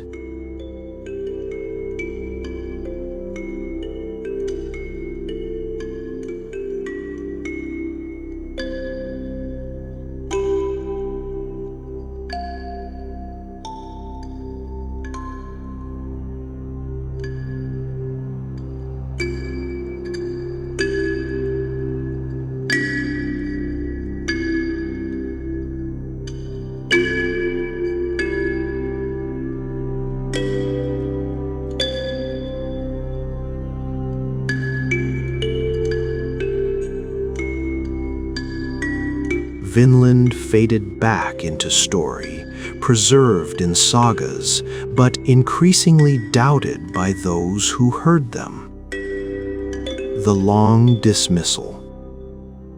For centuries, Vinland was treated as charming fiction. The sagas were literary works, after all, not historical documents.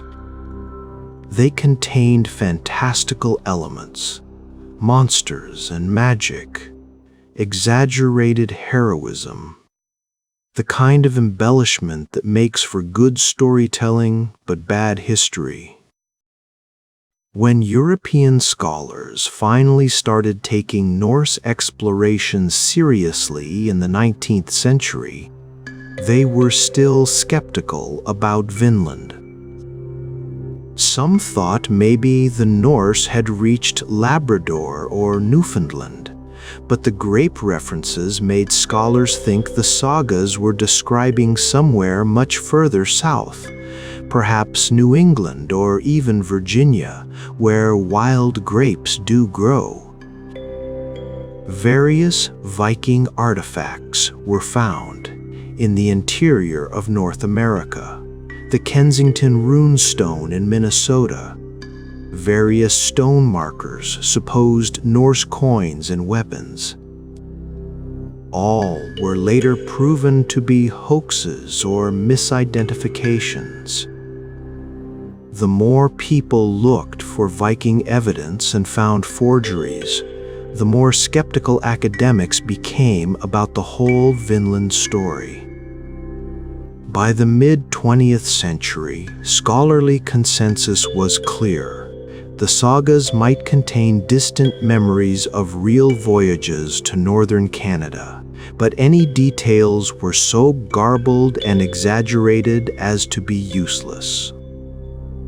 Vinland, specifically, the land of grapes and mild winters and abundant salmon, was clearly mythical. A Norse wishful thinking paradise that never existed. Then Helge and Anne Stein Ingstad went looking. The Discovery.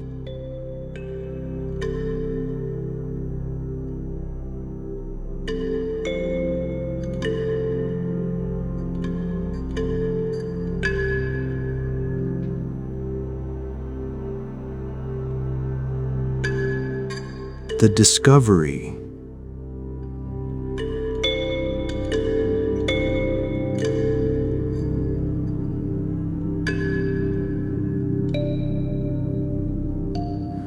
The kind of person who spends years living among indigenous peoples in northern Canada. He knew the northern coastlines, knew what the landscape looked like, knew where Norse sailors might have landed if they came west from Greenland. He also took the sagas seriously. Not uncritically, but seriously. Reading them as corrupted historical sources rather than pure fiction, looking for details that might actually be useful.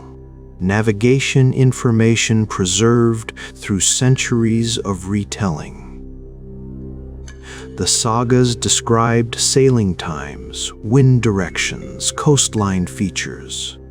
They mentioned specific distances between landmarks. They described the appearance of the land, the beaches, the forests, the river mouths. If you treated these as real navigation notes rather than fantasy descriptions, certain locations in North America became likely candidates for Vinland. In 1960, Helga and Anne Stein began a systematic survey of the northern coast of Newfoundland. They visited fishing villages, talked to locals, asked if anyone knew about old ruins, unusual stone formations, anything that didn't look natural or modern. In the tiny settlement of Lonzé-aux Meadows, a local fisherman named George Decker mentioned some old mounds near his property. Probably nothing, he said. Just bumps in the ground. But since they were asking,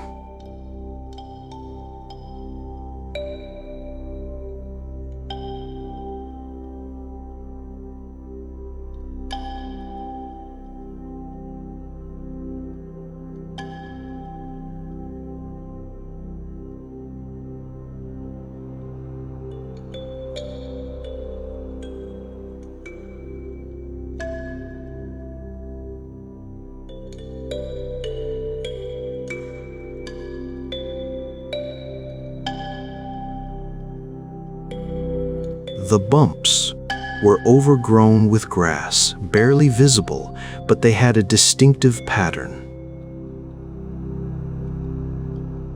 Rectangular.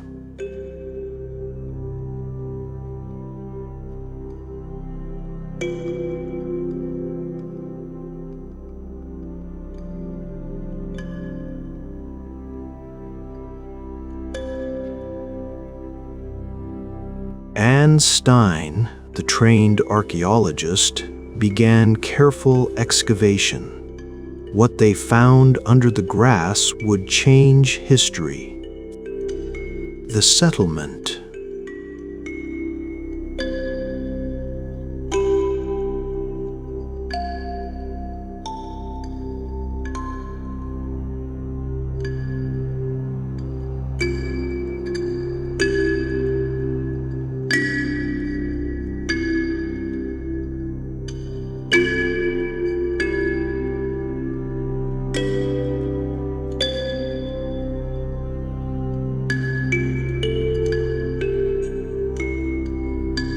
Eight buildings total. 3 large longhouses, each capable of housing 25-30 people. Family groups with their servants, slaves, and dependents living communally in the Norse style. Several smaller buildings that appeared to be workshops. A forge for ironworking, a carpentry shop, a boathouse. The longhouses were built exactly like Norse buildings in Iceland and Greenland. Same construction technique, same dimensions, same layout. turf walls with wooden frames, long central rooms with fireplaces, sleeping platforms along the sides.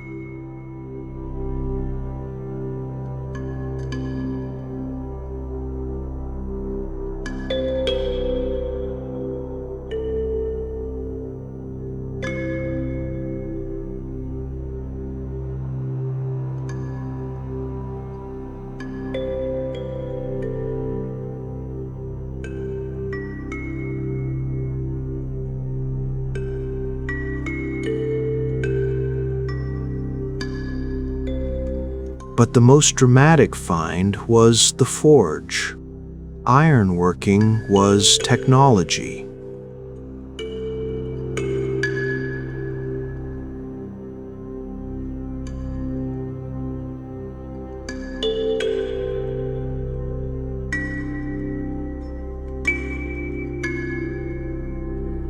Finding evidence of iron smelting slag, nails, rivets, proved definitively that this wasn't a misidentified indigenous site.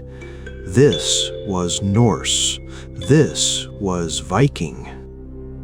This was proof that Europeans had reached North America 5 centuries before Columbus.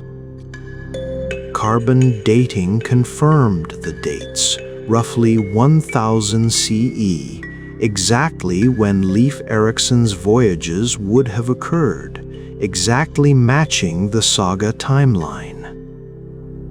The settlement was small, probably housed 70-90 people total, and clearly seasonal or temporary. No extensive middens, garbage heaps suggesting years of occupation. No cemeteries. No substantial storage facilities. No signs of permanent colonization. This was an expedition base, a staging area, a place to overwinter while exploring further south, exactly what the sagas described. And there were no grapes. L'Anse aux Meadows is too far north for wild grapes. The climate is harsh. Winters are brutal. Summers are short and cool. This wasn't Vinland proper. This was the base camp from which Vinland was explored, the northernmost station in a network of sites that likely extended further south down the coast. The curious.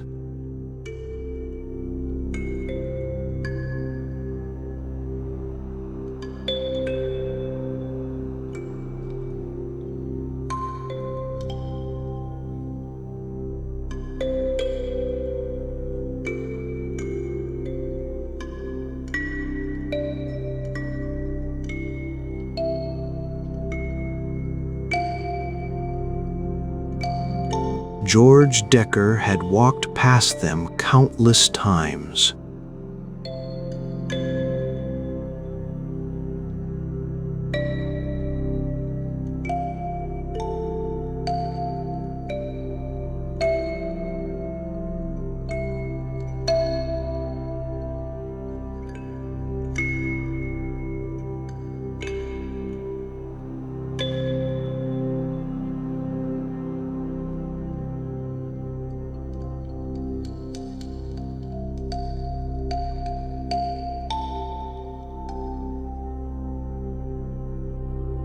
The grapes in the sagas might not be grapes.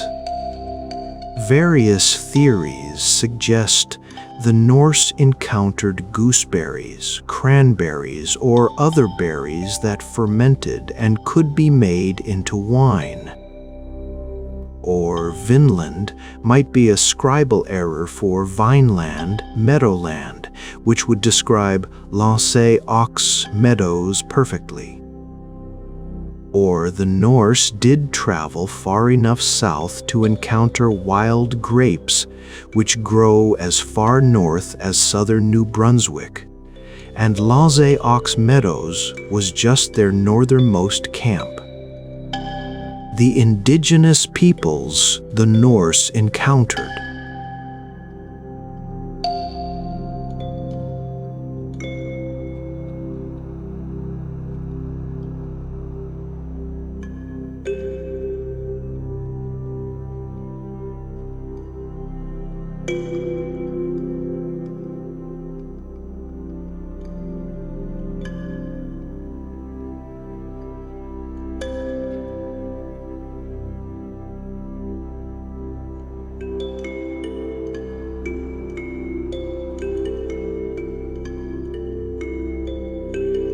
The sagas describe both trade and conflict with them, suggesting complex relationships, not just hostility.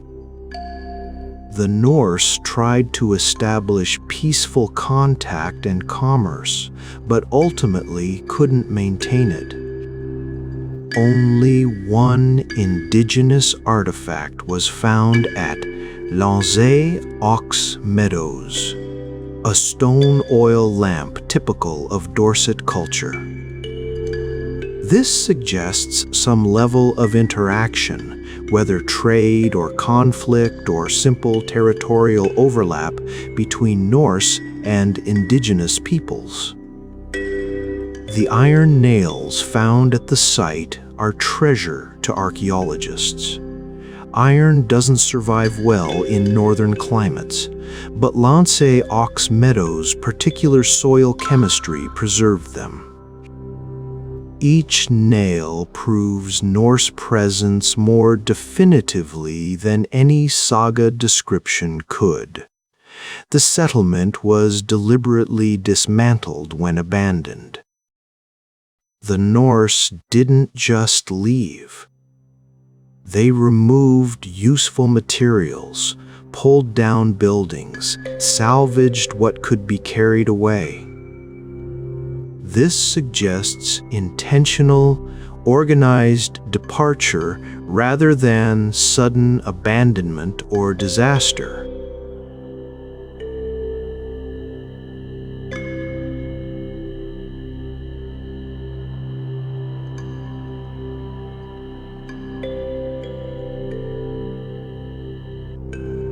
No swords, axes, spearheads, nothing militaristic.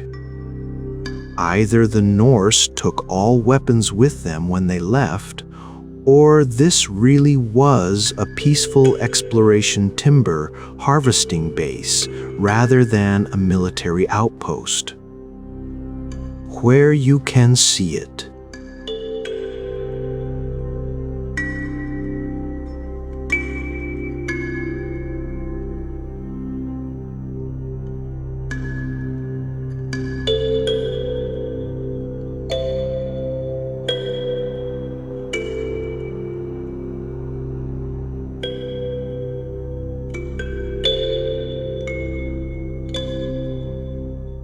Laze Ox Meadows site is one of Canada's most significant archaeological sites and a UNESCO World Heritage. The location is remote at the northern tip of Newfoundland, about 30 kilometers from the nearest town, St. Anthony. But it's accessible by car, and the journey itself is spectacular. Driving through some of the most dramatic coastal landscape in North America, where icebergs float past in summer and whales breach just offshore. The archaeological site itself is preserved and partially reconstructed. You can walk among the original house foundations, marked clearly, protected but visible. You can see where the longhouses stood, where the forge operated, where Norse people lived 1,000 years ago. Che. Full-scale reconstructions of 3 buildings stand near the original site.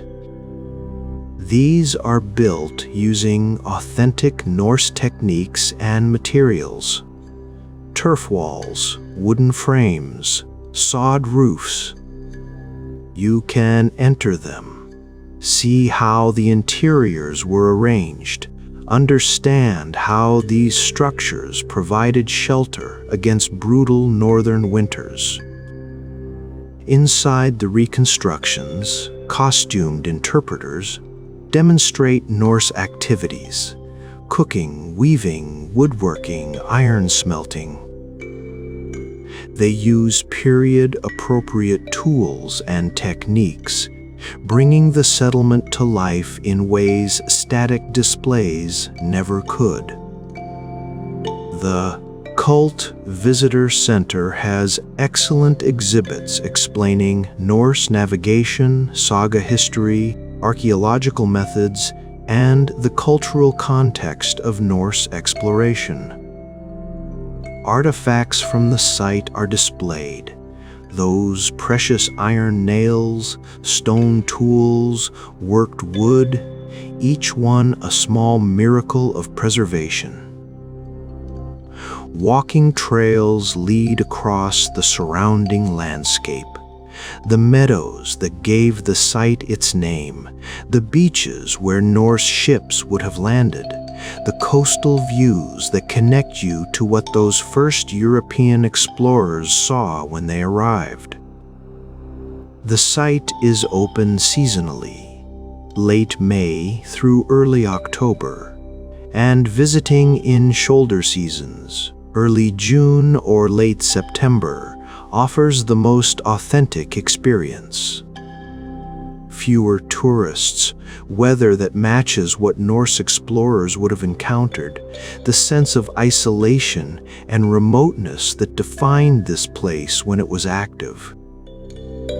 The transformation of understanding Los Ox Meadows didn't just prove the sagas were historically based, it transformed our understanding of pre-Columbian history. Before Los Ox Meadows was discovered and confirmed, 1492 was the starting point for meaningful European contact with the Americas. Columbus's voyage was the moment that connected 2 worlds, that initiated the exchange, both beneficial and catastrophic, that would reshape global history. Los Ox Meadows proved that narrative was incomplete. Europeans had reached America 500 years earlier. Not in massive colonizing expeditions, not in numbers that changed history, but they were here.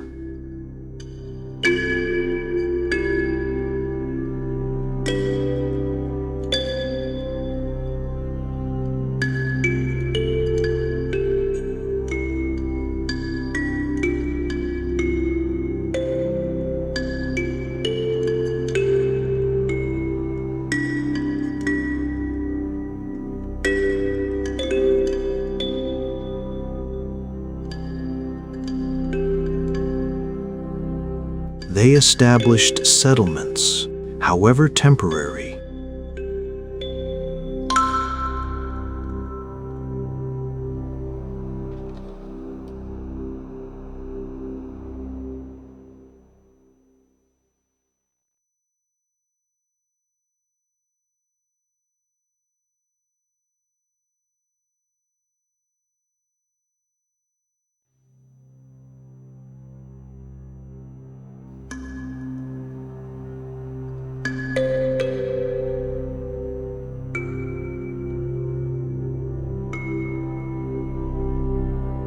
Los Ox Meadows appears to be a base camp for expeditions further south. Where did those expeditions go? How far down the coast did they travel? The sagas mention multiple locations: Helluland, Stoneland, probably Baffin Island, Markland Forestland, probably Labrador, and Vinland proper. Were there other settlements we haven't found? Other interactions with indigenous peoples that left no archaeological trace?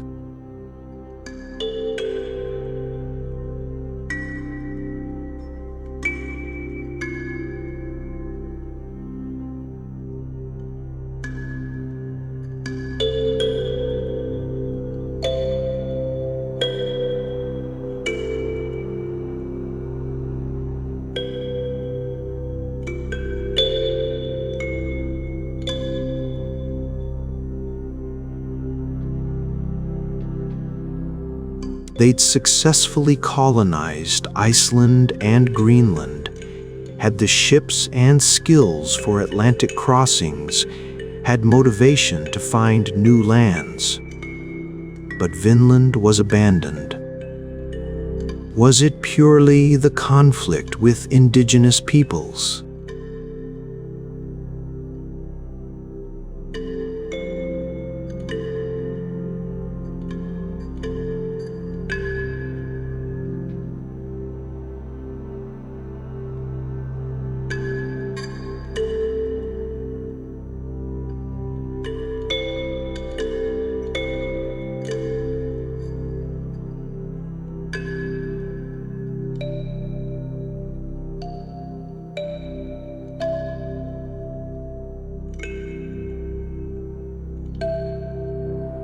Or something else? A decision that this land, while rich in resources, wasn't worth the effort and danger of maintaining permanent presence. What did indigenous peoples think of the Norse?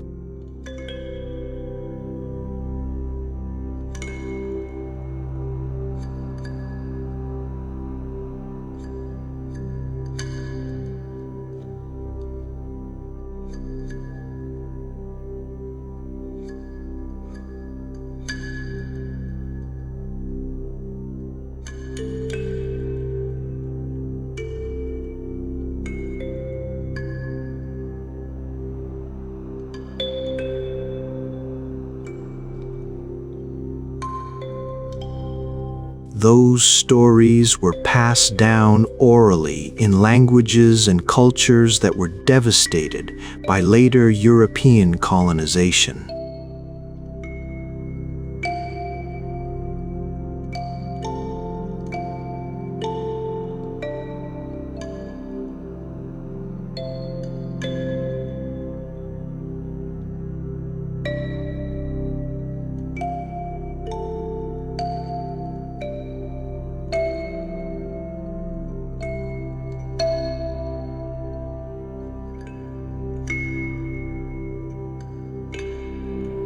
What perspectives, what historical knowledge, what accounts of these strange bearded visitors from across the sea?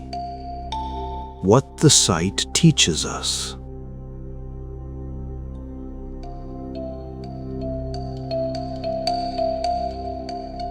Nash Ox teaches us lance ox. Teaches us that legends often contain truth. For 500 years, academics dismissed the sagas as fantasy. They were wrong.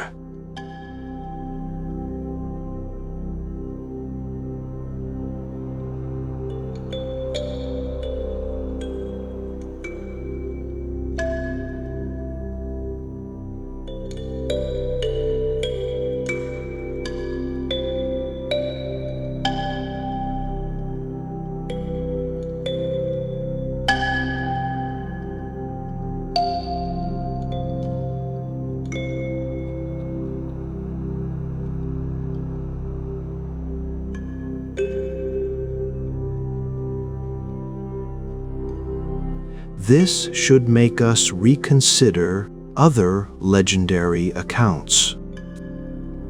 How many other ancient stories describe real events, real discoveries, real voyages that we dismiss too quickly?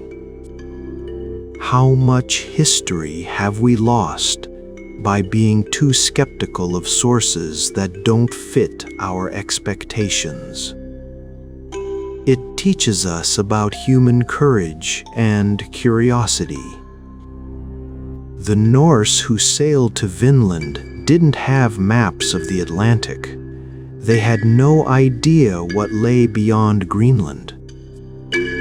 They sailed into complete unknown with primitive navigation tools and incredible bravery, driven by curiosity, by desire for resources.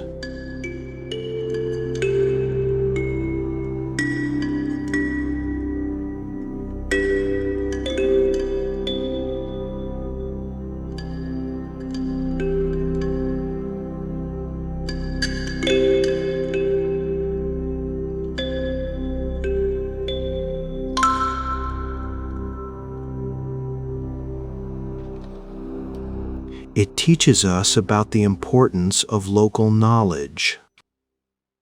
The Ingstads found Lancé Aux Meadows by talking to George Decker, who knew about the mounds but didn't know what they were. How much important archaeology is waiting to be discovered by simply asking locals?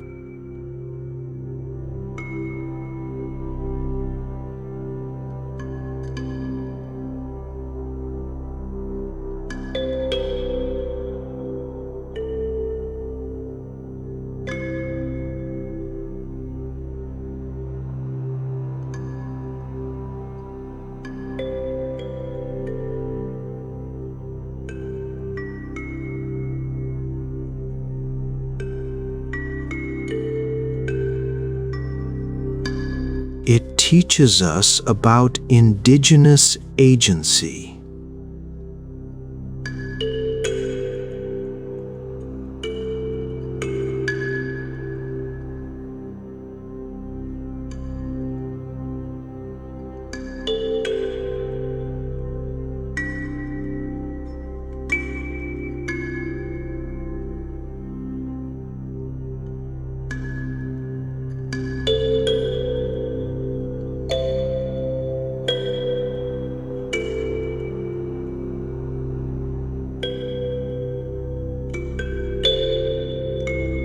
The sagas are clear about this. The Skraelings were numerous, skilled fighters, and unwilling to tolerate permanent Norse presence. This wasn't empty land waiting to be settled. This was occupied territory, and the original inhabitants successfully defended it. And it teaches us about impermanence and adaptation. The Norse tried establishing presence in Vinland, realized it wasn't sustainable, and left. This isn't failure. It's intelligent assessment of circumstances and realistic response.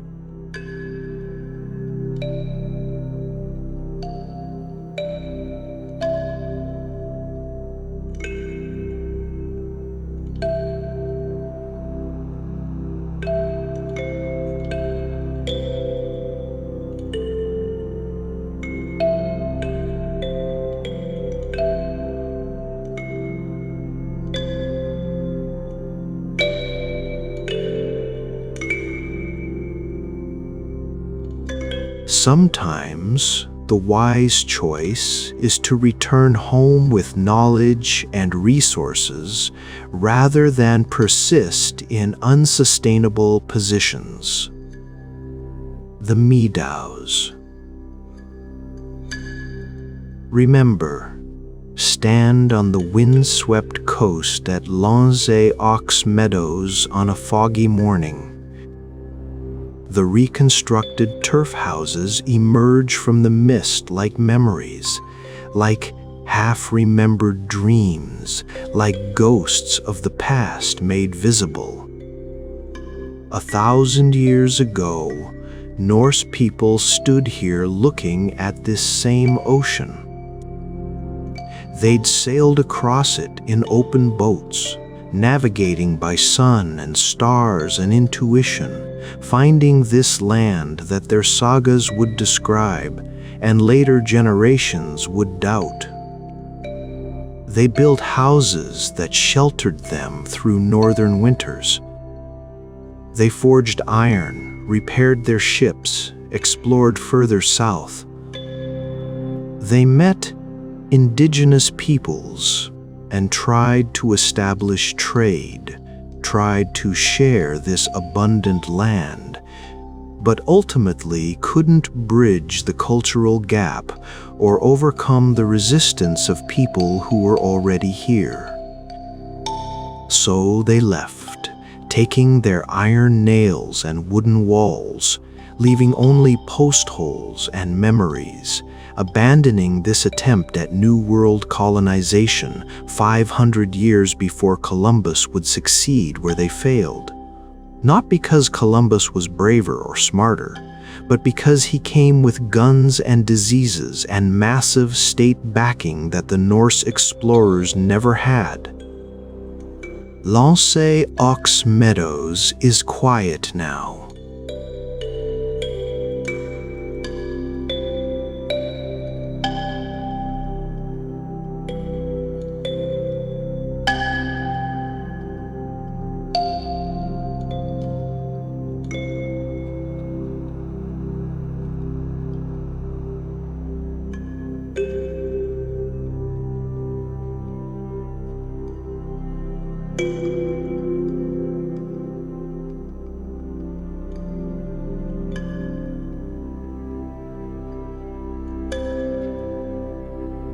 But the site remains, proof, testimony, evidence that history is more complex than we imagine.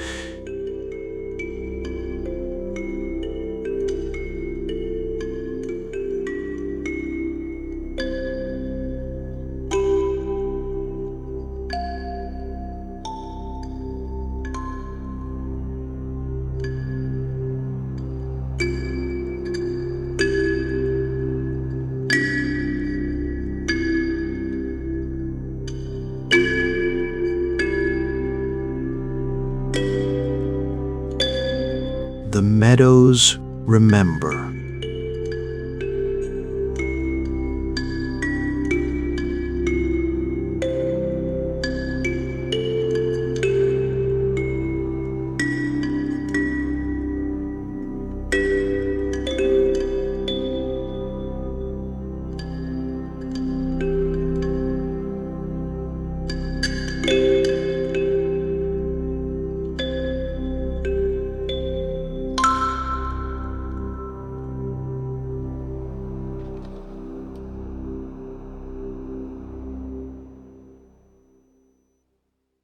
And we, standing where Norse explorers stood 1,000 years ago, understand something important. Human history is full of surprises. The past is never as simple as we think, and sometimes the most fantastic stories turn out to be the most true. The fog rolls in from the sea, just as it did when Leif Erikson first approached this coast. The wind blows cold from the north, just as it did when Norse families huddled in turf houses through winter darkness. The landscape is unchanged, still remote, still beautiful, still harsh. But now we know what happened here. We know the legends were real. We know Europeans reached America in 10,000 CE, interacted with indigenous peoples, built settlements, and ultimately withdrew. L'Anse aux Meadows stands as testament to that encounter.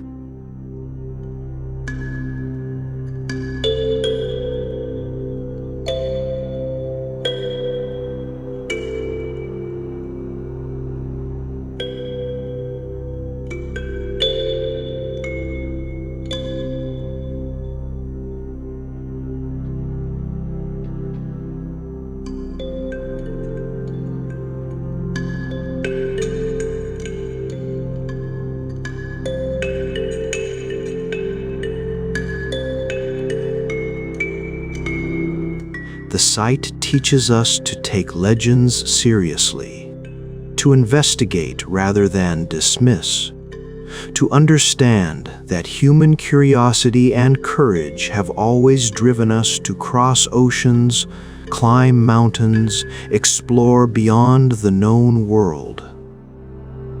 The Norse reached Vinland. They didn't stay, but they came. They saw, they built, they tried. And 1,000 years later, we can still see evidence of that attempt, can still walk where they walked, can still feel the wind they felt, can still look at the same ocean and wonder, what was it like, that first moment of landing on an unknown shore, of building in a new land, of meeting peoples who'd never seen anyone like you before. The meadows hold that memory. The post holes preserve it. The reconstructed houses honor it. And we, the visitors, the learners, the wanderers, we carry it forward.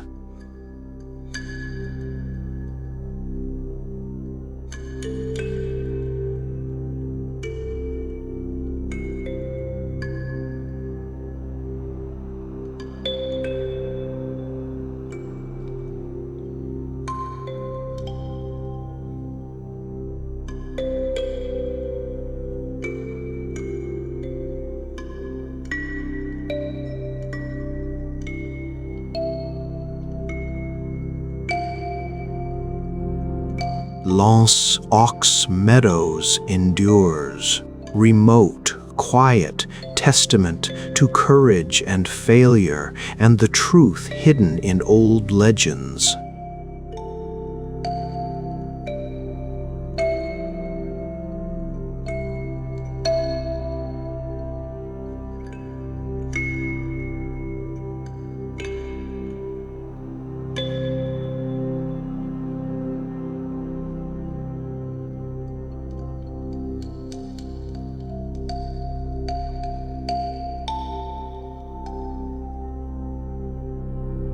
The sagas were true, always. The Eye of the Sahara, Mauritania. The Richat structure. In the heart of the Sahara Desert, where sand stretches to every horizon and the sun turns the sky white with heat, where nothing grows and nothing lives except creatures specifically adapted to survive on almost nothing. There, in one of the most inhospitable landscapes on Earth, lies something so extraordinary that astronauts orbiting 400 kilometers above the planet noticed it immediately and assumed it must be artificial. A perfect circle. Or rather, a series of perfect circles. Concentric rings carved into the desert floor, each one separated from the next by valleys and ridges, creating a bullseye pattern so precise, so geometric, so impossibly regular that it seems designed, engineered, built by intelligence rather than shaped by geology. It's called the Richat structure, though everyone who sees it calls it something else. The Eye of the Sahara, the Eye of Africa, the eye-watching heaven from the emptiest quarter of the world's largest hot desert. It measures roughly 40 kilometers across 25 miles from edge to edge. You could fit a major city inside it. You could walk for hours and still be within its circles. From the ground, you can barely perceive its shape. It just looks like endless rocky desert with some hills and valleys. But from space, it's unmistakable, undeniable. A formation so striking that every astronaut who has ever orbited Earth knows exactly where it is and what it looks like. And some people. Not scientists, not geologists with their measured explanations, but dreamers and theorists and those who look at ancient texts with modern eyes believe they know what it really is. They believe it's Atlantis.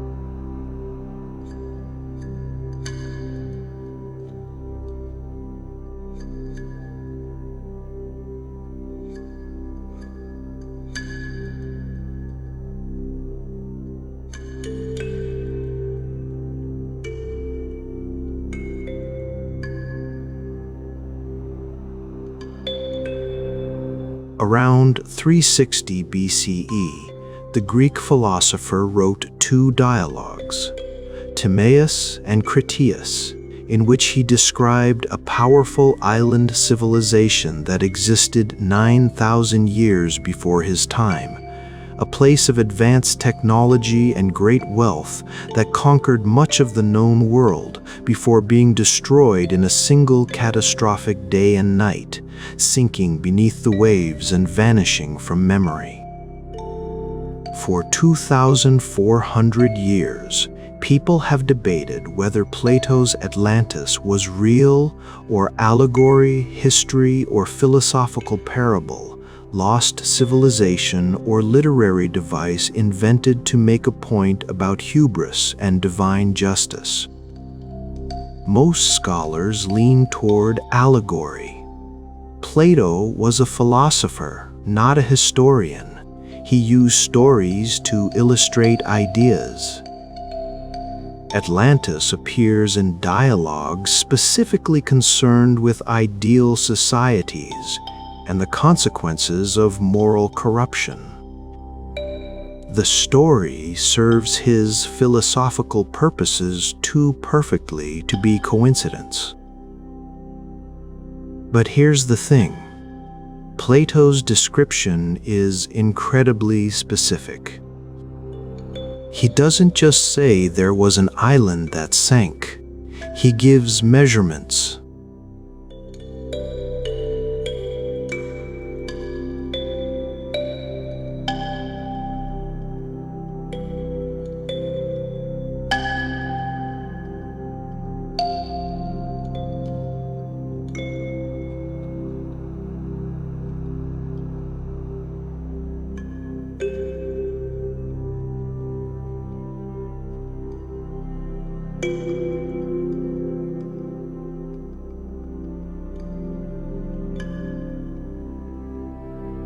He describes Atlantis as having concentric rings of land and water, alternating circles creating a bullseye pattern, with a central island containing the royal palace, then a ring of water, then a ring of land, then more water, more land, in a perfect geometric arrangement. He gives the diameter as roughly 23 kilometers, close to the Richat structure's 40 kilometers, but in the same ballpark. Especially if you account for Plato working from imperfect sources and converting between ancient measurement systems. He describes the city as being on a coastal plain near mountains, fed by rivers, in a region that was agriculturally productive but isolated from other civilizations. He describes it as having sophisticated hydraulic engineering, metalworking, and architectural capabilities. And then he says it was destroyed by earthquakes and floods, that the gods punished Atlantis for its hubris and corruption, that it sank beneath the ocean in a single day and night of catastrophe. For millennia, people looked for Atlantis in the ocean, in the Mediterranean, in the Atlantic, in the Caribbean. Every sunken ruin, every underwater formation, every acoustic anomaly on the seafloor became a candidate for the lost city. Countless expeditions searched countless waters and found nothing definitive, nothing that matched Plato's description, nothing that could conclusively be called Atlantis. Then satellites started mapping Earth from space, and someone noticed the eye in the Sahara, and a new theory emerged. What if Atlantis didn't sink beneath the ocean? What if it was swallowed by the desert instead? The Sahara.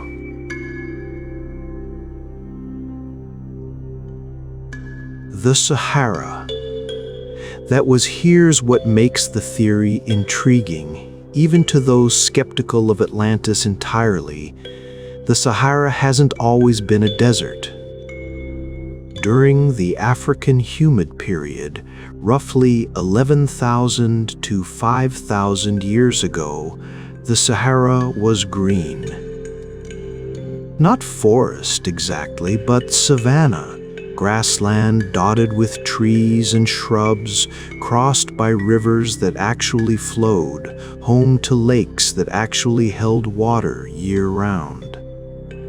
Elephants lived there, giraffes, hippopotamuses, lions, and humans.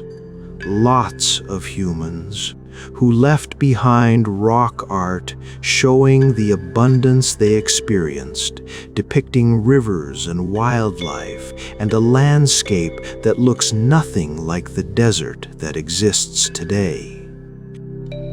The Richat structure during this period would have been an oasis, a natural circular formation where water collected, where vegetation grew, where humans would naturally congregate because it offered resources, protection, a geographic landmark in an otherwise flat landscape. Could a civilization have developed there? Could the concentric rings have been enhanced, modified, turned into the circular city Plato described? Could hydraulic engineering have utilized the natural drainage patterns to create the alternating rings of water and land? And then, as the climate changed, as the Sahara dried out over thousands of years, as the rivers stopped flowing and the lakes evaporated and the green land turned to sand, could that civilization have collapsed, been abandoned, been forgotten, been buried, not by ocean but by desert, erased so thoroughly that nothing remains except the underlying geological structure and distant memories preserved in oral tradition? It's a compelling narrative. It accounts for why Atlantis was never found in the ocean, because it was never in the ocean. It explains the concentric rings.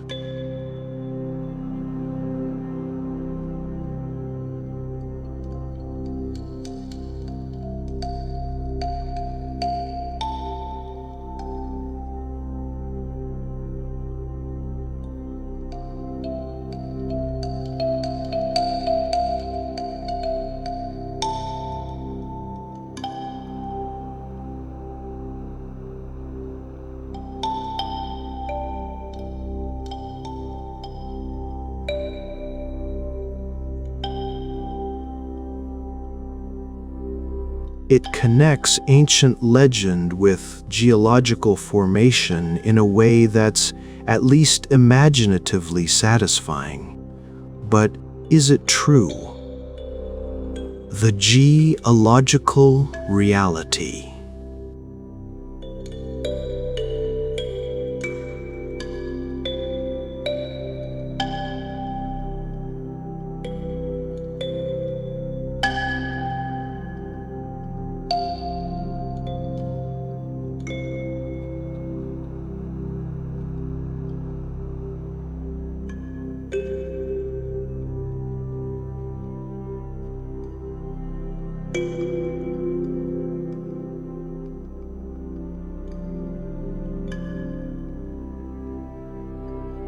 It's a geological dome, an anticline in technical terms.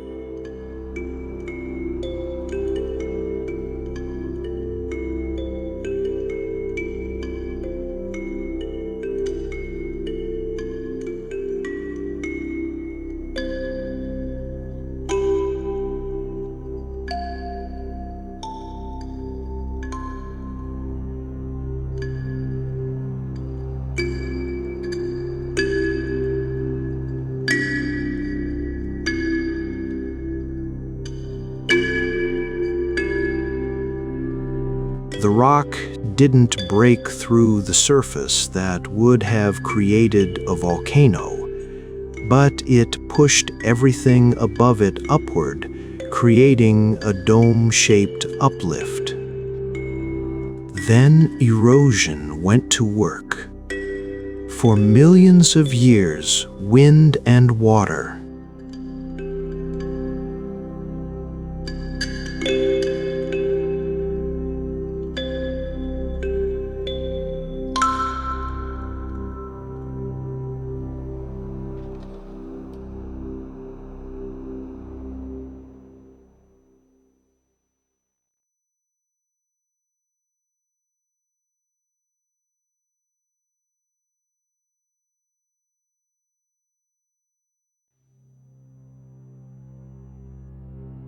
the softer rocks eroded faster than the harder rocks. The dome had layers of different rock types arranged in concentric circles because that's how sedimentary rocks form. Horizontal layers that, when pushed up into a dome, create circular patterns when viewed from above.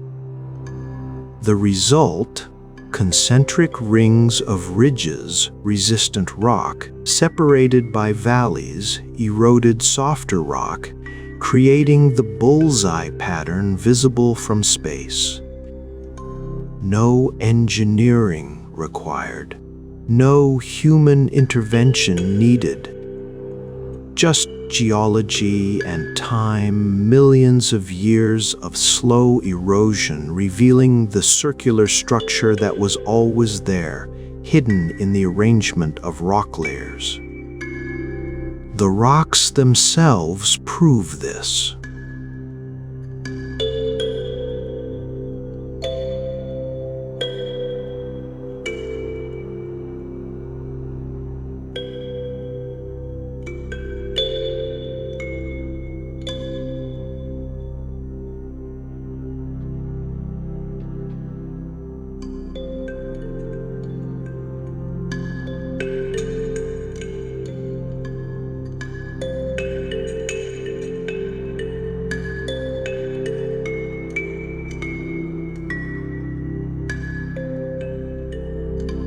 The structure itself formed about 100 million years ago, long before primates, let alone human civilizations. No artifacts have been found within the structure that suggest advanced civilization. No ruins, no tools, no pottery. No evidence of the kind of sophisticated urban center Plato described. The area has been surveyed, photographed from every angle, studied by geologists and archaeologists.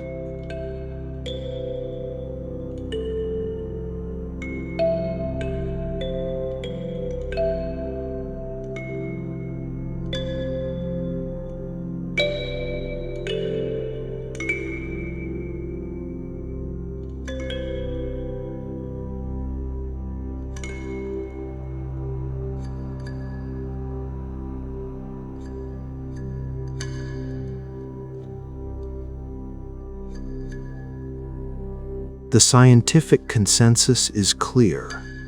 The Richat structure is a natural formation, a geological curiosity, a spectacular example of how erosion can reveal patterns in the Earth's crust, but not evidence of lost civilization, not proof of Atlantis, not anything except rocks shaped by ordinary geological processes operating over extraordinary timescales. And yet, the tantalizing details.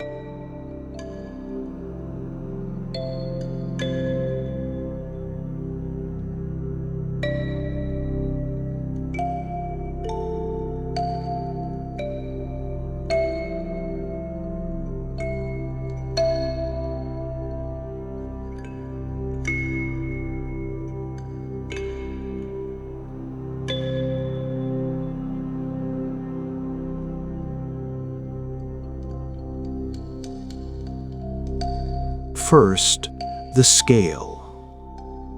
Plato said Atlantis was about 107 stadia in diameter. A stadion is roughly 180 meters, so Atlantis would be about 23 kilometers across. The Richat structure is 40 kilometers. Not a perfect match, but closer than most Atlantis candidates. And if Plato was working from corrupted sources, from stories passed down through Egyptian priests who were themselves working from ancient records, measurement errors are entirely plausible. Second, the location. Plato said Atlantis was beyond the Pillars of Hercules, beyond Gibraltar in the Atlantic Ocean. But some scholars argue this might not mean what we think. To ancient Greeks, beyond the Pillars could mean at the edge of the known world in the far west, past the boundaries of civilization.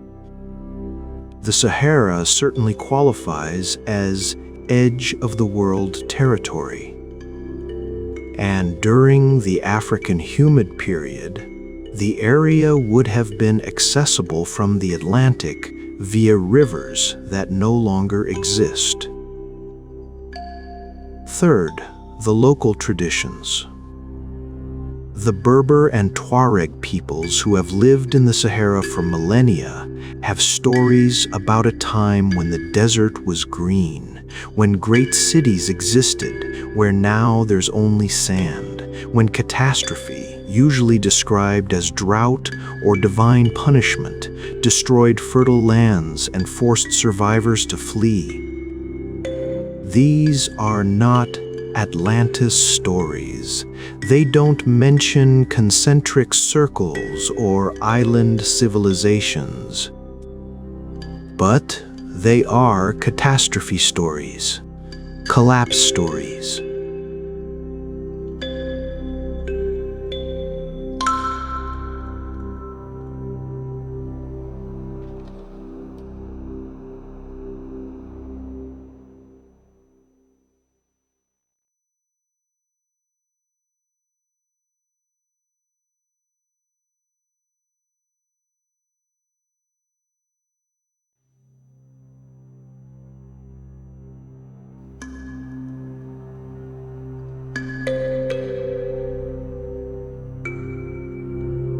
And they predate Plato, might be the kind of distant memories that could have reached Greek ears through trade networks, could have been incorporated into Plato's narrative. Fourth, the astronomical significance. The Richat structure, like many ancient ceremonial sites, has alignments with celestial events. The major ridges align roughly with cardinal directions. Some researchers argue that sight lines within the structure mark solstices and equinoxes. though this is disputed and might be coincidence or pattern seeking rather than intentional design. Fifth, and most intriguingly, evidence of human habitation. Not cities, not palaces, not the metropolis Plato described, but Acheulean hand axes, Neolithic tools, evidence that humans did live around the Richat structure during wetter periods, that they used it as a landmark, a gathering place, possibly a ceremonial site.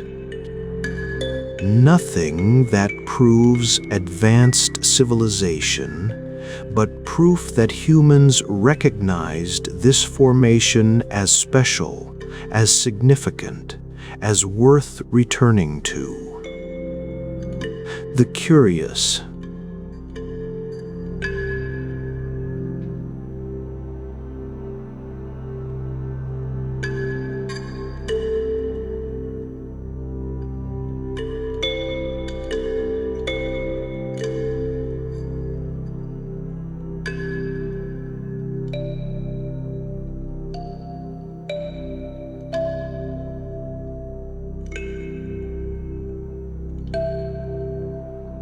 The Richat structure is so perfectly circular that Soviet cosmonauts in the 1960s used it as a land.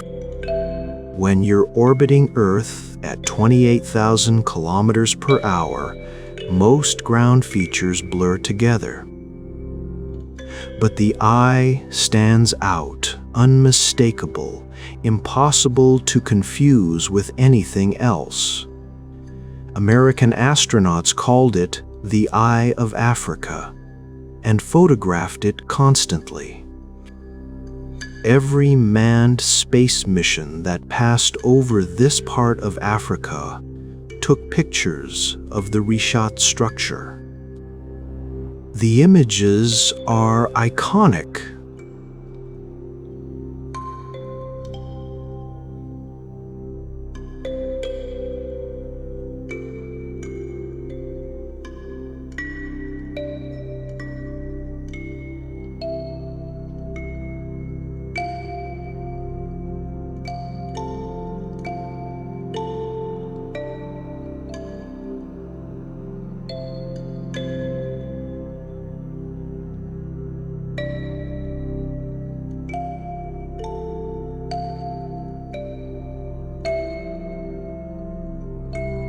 The structure is composed of three distinct rock types arranged in concentric rings: sandstone forming the ridges, limestone in the valleys, and volcanic rock at the center and scattered throughout. Each erodes at different rates, creating the pronounced circular pattern. The center of the structure contains breccia, broken, fragmented rock that's been cemented back together. This is consistent with either volcanic activity, magma shattering existing rock, or impact, a meteor strike breaking up the surface. Most evidence points to volcanic, but the impact theory occasionally resurfaces. During the African humid period, the area around Richat would have contained seasonal lakes fed by rivers flowing from nearby highlands. Archaeological evidence shows humans camped on the shores of these lakes, hunted game, made tools. When the climate dried out, they left, and the desert buried their campsites. No large animals live in the Richat structure now, but during greener times, elephants, ostriches, antelope, and even crocodiles would have frequented the area. Cave paintings from the broader Sahara region show all these animals, depicting a world so different from today's desert that it's hard to believe it's the same place.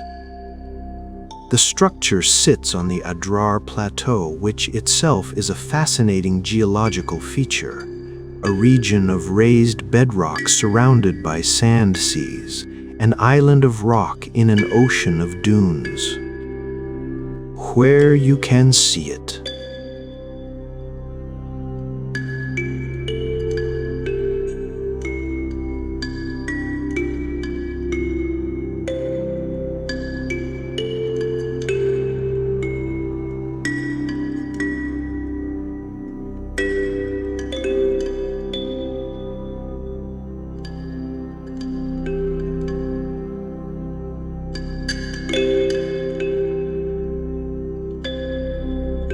Getting there requires serious commitment.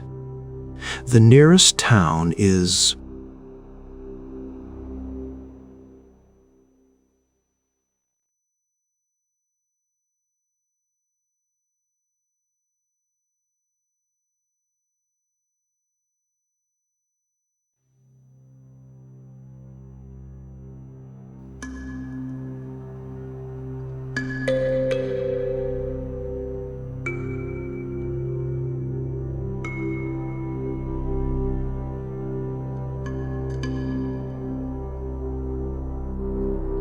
From there, you need 4x4 vehicles, experienced guides, and several days of supplies to visit the structure. Most people who visit camp inside the circles, sleeping under stars so clear and numerous that you understand why ancient peoples were obsessed with the heavens, why they built observatories and tracked planets and saw patterns in the chaos of stellar arrangements. During the day, the heat is brutal. 50 degrees CC, 122 degrees C is common in summer. But at night, temperatures can drop to near freezing. The desert extremes are real, are dangerous, are not to be underestimated. What you'll see, not ruins, not evidence of lost civilization, but stark, stunning natural beauty. The ridges rising from flat desert like the ribs of some colossal buried creature. The valleys between filled with sand of different colors, tan, orange, gray, black, creating abstract patterns that shift with the light. The sense of scale that doesn't hit you until you try to walk across what looks like a short distance and realize it's going to take hours.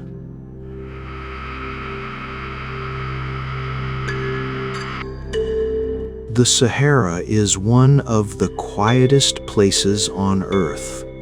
No trees rustling, no water flowing, no insects buzzing.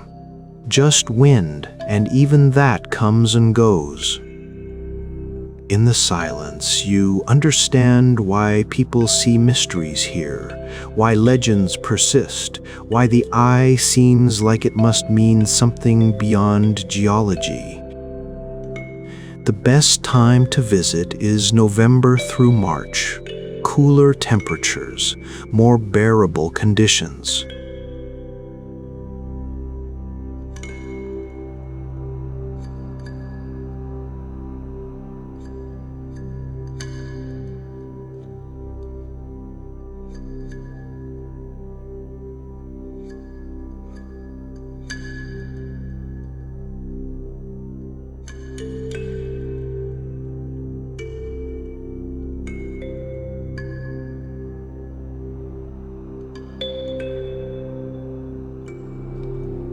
The desert kills quickly if you're unprepared.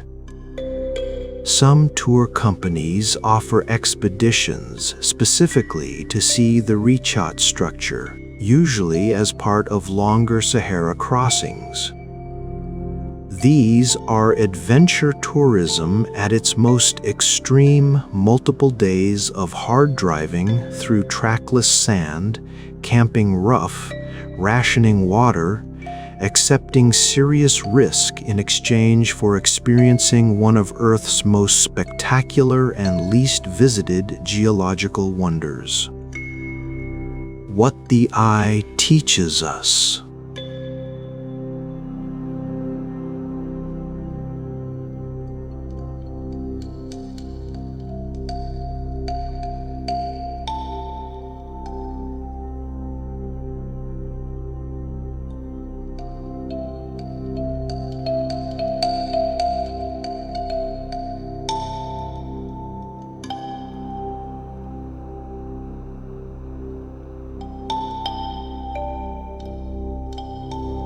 It teaches us that some formations are so spectacular, so unlikely seeming, that our brains insist they must be designed. The etched structure looks artificial. Those perfect circles, that precise geometry. Our pattern-seeking minds say this was built, even when careful analysis proves it was formed. We're wired to see intention, to look for meaning, to interpret striking patterns as evidence of intelligence rather than accidents of geology. This isn't stupidity or ignorance. It's how we're built, how we've survived, how we've developed technology and culture. The ability to see patterns, to recognize design, to distinguish the intentional from the random is crucial for human success. But it can lead us astray when the pattern is geological rather than artificial, when the design is physics rather than intelligence. It teaches us about the power of legends. Atlantis has been found in dozens of locations: the Mediterranean, the Caribbean, the North Sea, Antarctica, even in space. Every generation finds it somewhere new, interprets some formation or ruin as the lost civilization. The story persists because it speaks to something we need, the idea that great civilizations can fall, that hubris leads to destruction, that we should learn from the past or be doomed to repeat it. It teaches us that landscapes transform. The Sahara was green, rivers flowed where now there's only sand. Civilizations did rise and fall in areas that are now utterly inhospitable.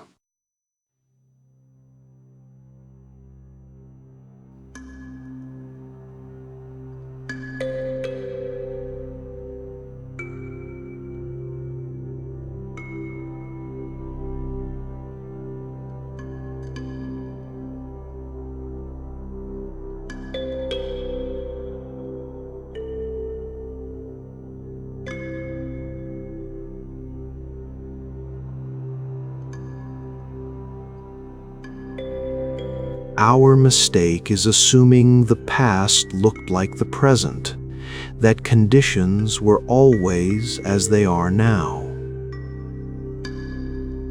And it teaches us that geology is spectacular. The reshot structure doesn't need to be Atlantis to be worth seeing, worth studying, worth marveling at. A natural formation that creates a 40-kilometer bullseye visible from space, that shows us how erosion reveals hidden patterns in Earth's crust, that stands as testament to processes operating over millions of years. That's remarkable enough without adding lost civilizations to the story. The eternal question. But here's the thing that keeps the theory alive, that makes people keep looking at the eye and wondering, We don't actually know everything that happened in the Sahara during the African humid period. We know humans were there. We know they created rock art, made sophisticated tools, possibly developed early agriculture. We know the climate changed catastrophically.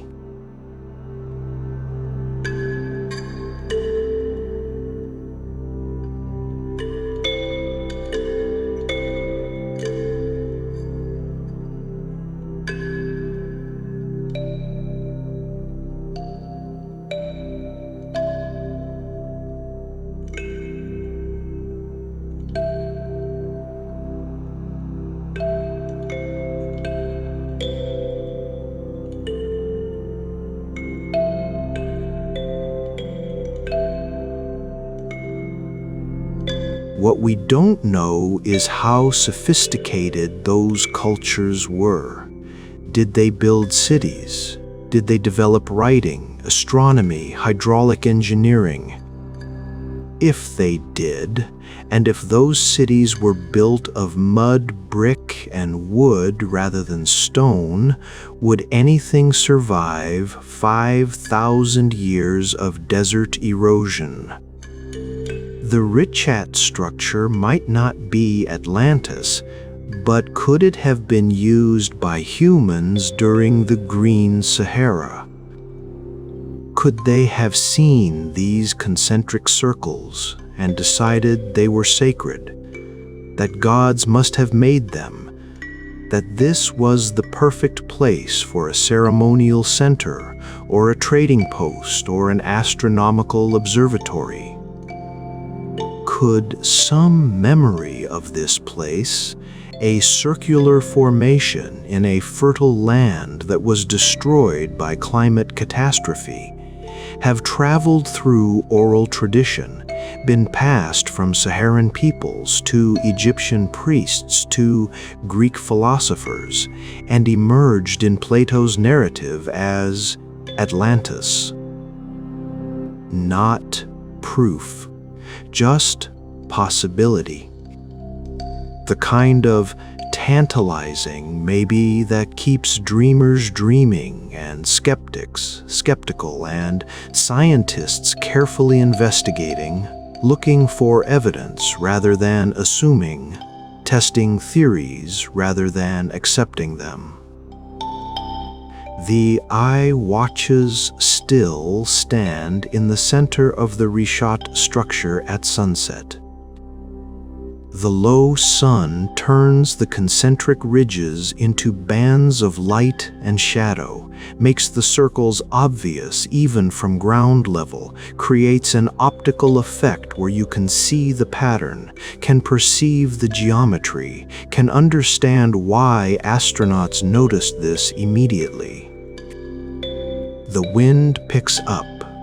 It always does at sunset, carrying sand that stings exposed skin, that makes you turn away, that reminds you this place is hostile to humans, has been hostile for 5,000 years since the last rains fell and the last rivers dried. But for thousands of years before that, this was different. This was green. This was abundant. This was a place where people could live, could thrive, could build if they wanted to, could create if they had the knowledge and skill and motivation. Did they? Were there cities here that the desert swallowed completely? Were there civilizations that collapsed and were forgotten when the climate changed?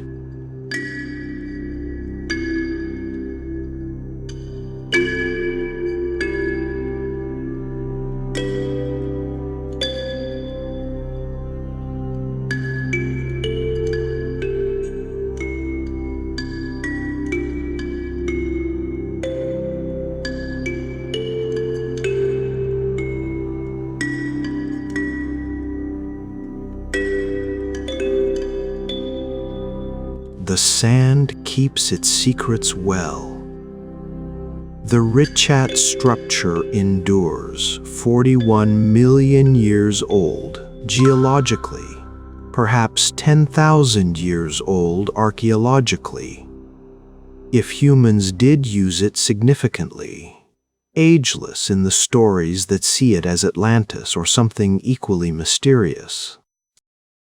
It watches the sky from Earth's surface, a perfect eye carved in stone, reflecting sun and stars, visible from orbit, impossible to miss, impossible to fully explain away even after geology has explained it. Because some places are more than their scientific explanations. Some places carry meaning beyond fact. Some places make us wonder even after we understand, make us dream even after we know better, make us see possibilities even after probabilities have been calculated. The Richat structure is one of those places.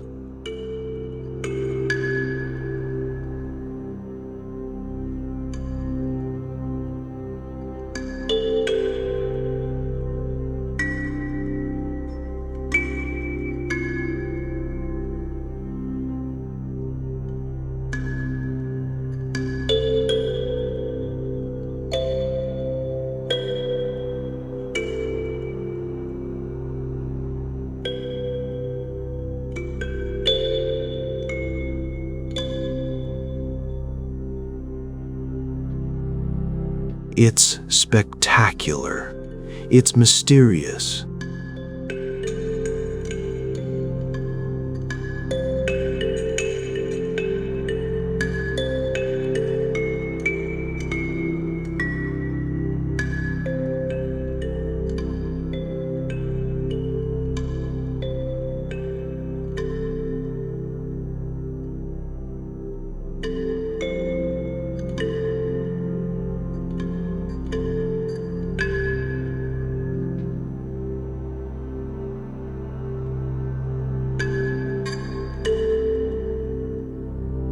And it invites us to look back, to see it, to wonder what it means and what it was and what it might have been if the legends are even partly true. The eye watches. The desert keeps secrets. The legends persist. And we, the wanderers, the seekers, the dreamers, we keep looking, keep questioning, keep investigating, because that's what humans do. We see patterns and seek meaning. We find mysteries and want answers. We encounter the spectacular and try to understand it. The Richat structure teaches this final lesson, that wonder is valuable in itself, that mystery enriches rather than diminishes, that sometimes the questions are more important than the answers.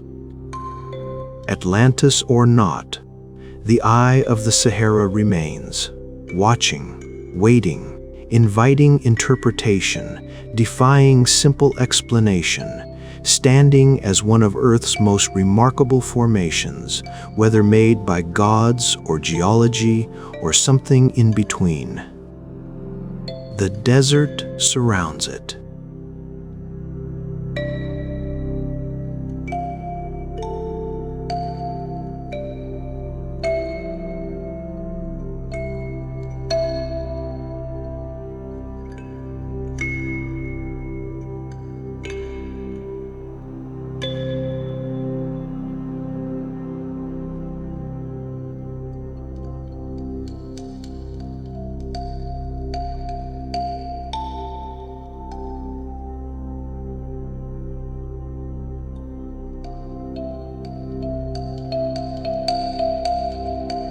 Always waiting, always teaching that some things are beautiful precisely because they're not fully understood.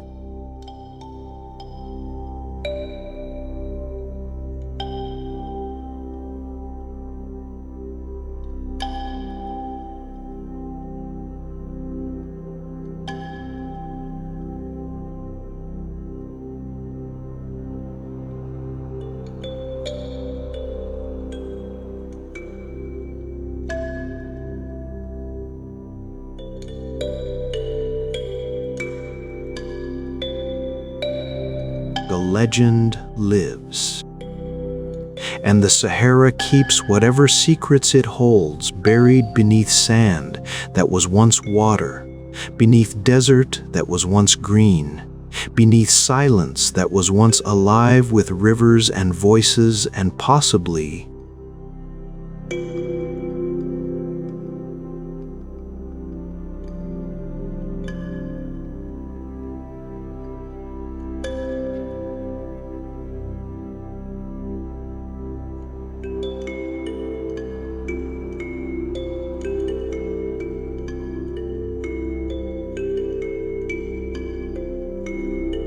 the eye watches.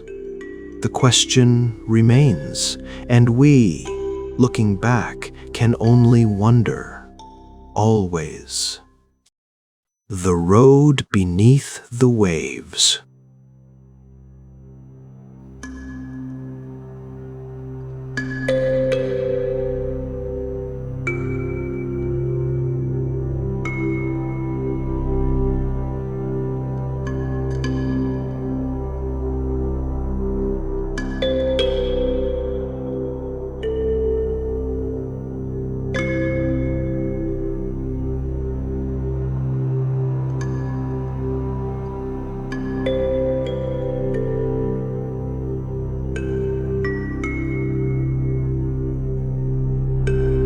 It's called the Bimini Road, though it might not be a road.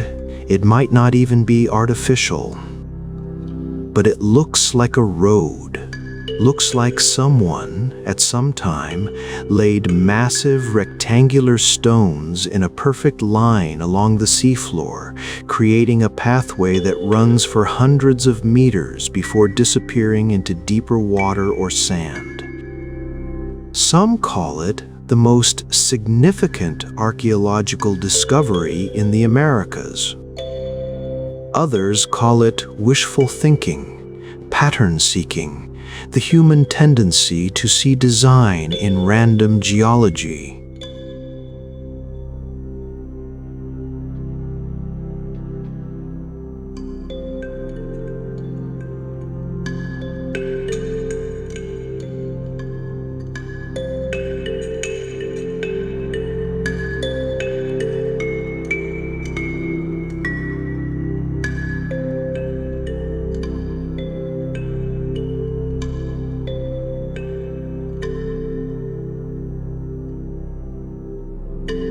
What they mean, whether they were placed or formed, built or grew, road or reef, remains one of underwater archaeology's most contentious questions. But before we dive into the debate, before we explore what science says versus what dreamers believe, we need to understand why this particular line of stones matters so much. Why it captured imaginations, why it refuses to be dismissed as simply rocks despite geological explanations. We need to talk about the prophecy. The Sleeping Prophet's prediction. Edgar Cayce was called the Sleeping Prophet, a man who, in trance states, would answer questions about history, health, spirituality, and the future. Between 1901 and 1945, he gave thousands of readings, often describing past lives, ancient civilizations, and events that would supposedly come to pass. Many of his predictions were vague, easily interpreted to fit whatever happened. Many were simply wrong. But some, a troubling number, seemed eerily accurate, precise in ways that made even skeptics uncomfortable.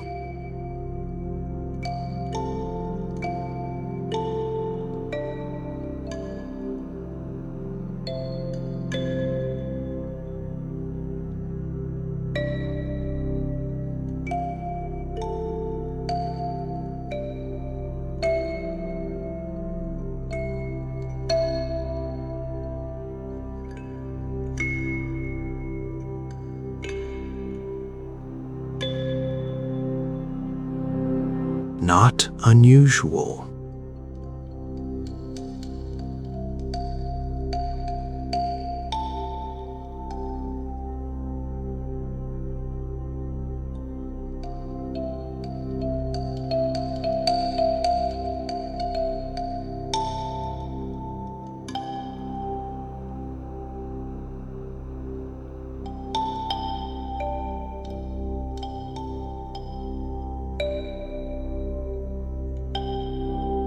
But in this particular reading, Casey said something specific.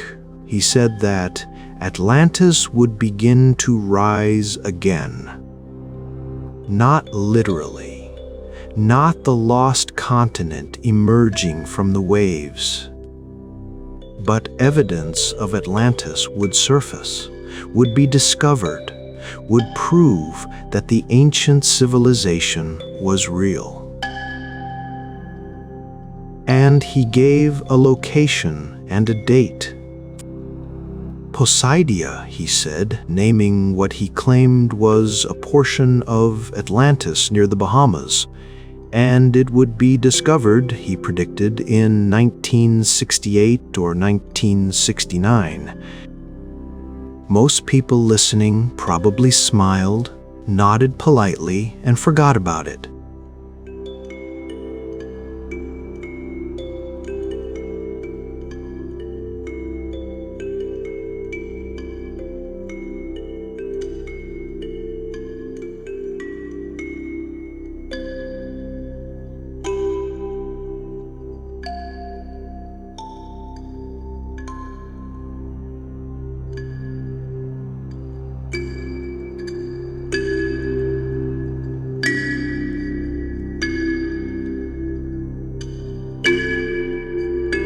That just meant the prediction could be definitively proven false when the time came and nothing happened. Then September 2, 1968 arrived.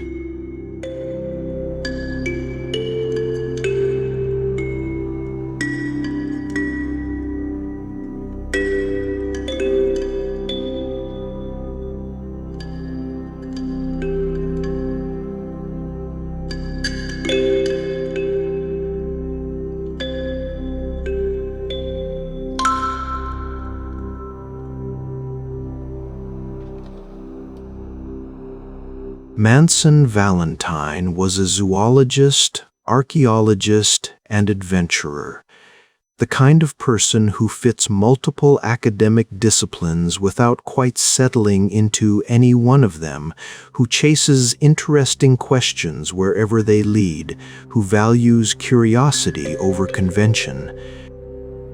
He was flying over the waters off Bimini with two companions, pilot Robert Brush and diver Jacques Mayol, doing an aerial survey, looking at the seafloor through the clear Bahamian water, when they spotted something unusual. A line of stones.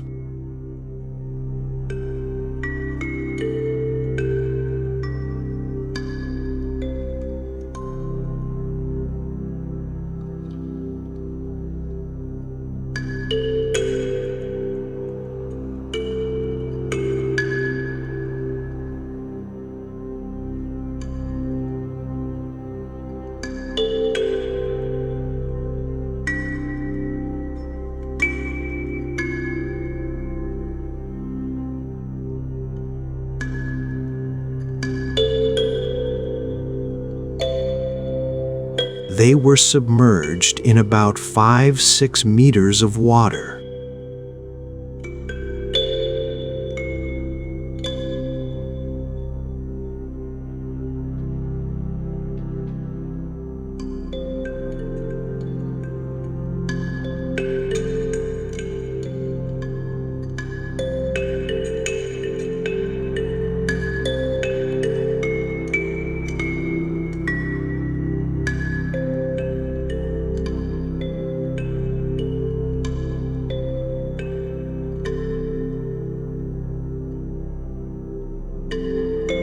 Valentine had been searching for exactly this kind of formation. He knew about Casey's prediction. He knew the date. And here, almost exactly when Casey said something would be found, was something that looked artificial, looked ancient, looked potentially significant.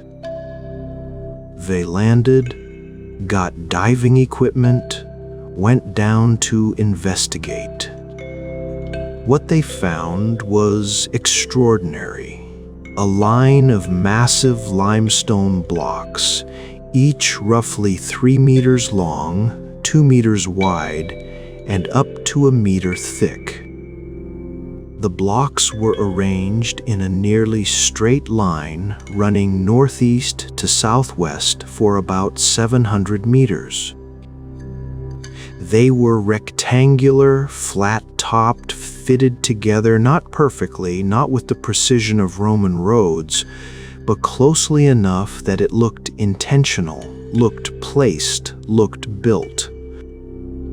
The stones had right angles, edges that seemed too sharp, too clean to be natural fracture. Some were stacked, with smaller stones wedged beneath larger ones, as if leveling them, as if creating a stable surface. And the whole formation resembled, undeniably, a road, or a breakwater, or a foundation for something larger. Some kind of constructed feature that served some purpose for someone at some time. Valentine announced the discovery to the press. Possible Atlantean site found off Bimini, read the headlines.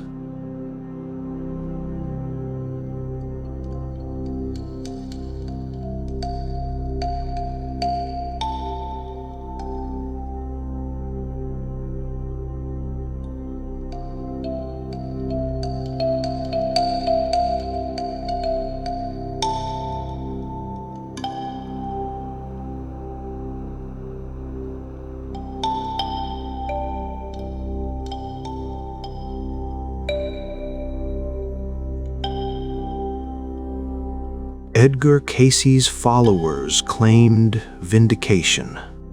Scientists urged caution. Treasure hunters and New Age pilgrims descended on Bimini.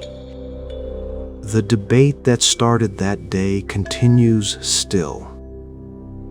The case for the road. Let's examine why some people, including archaeologists, geologists, and researchers willing to stake their reputations on controversial claims, believe the Bimini Road is artificial. First, the arrangement.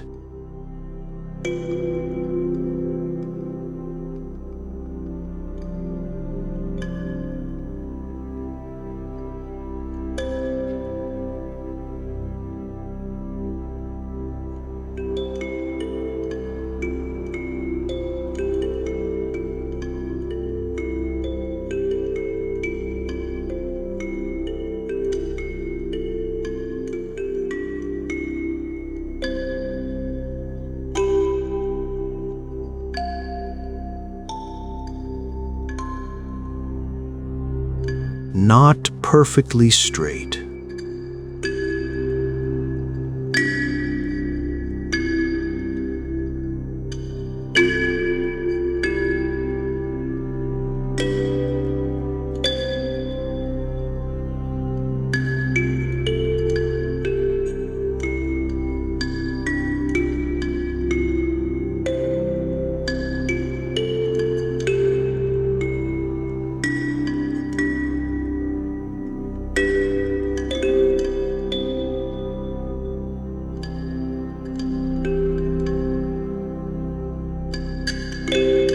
natural processes rarely create sustained linearity.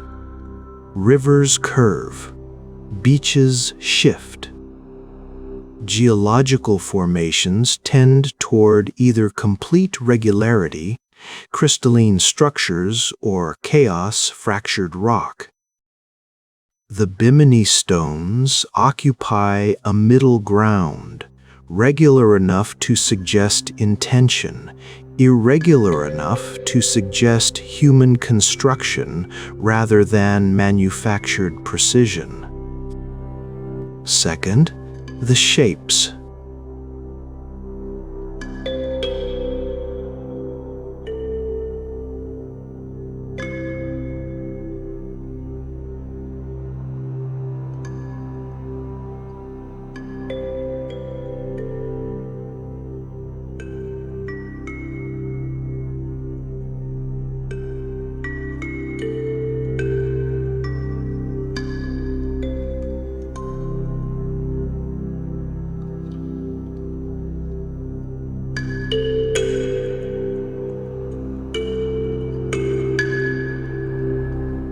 Natural limestone fracture does create angular breaks, but sustained rectangularity across dozens of stones requires either extreme coincidence or deliberate shaping.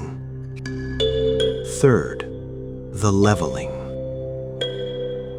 Some stones have smaller rocks wedged beneath them, creating level surfaces despite uneven seafloor.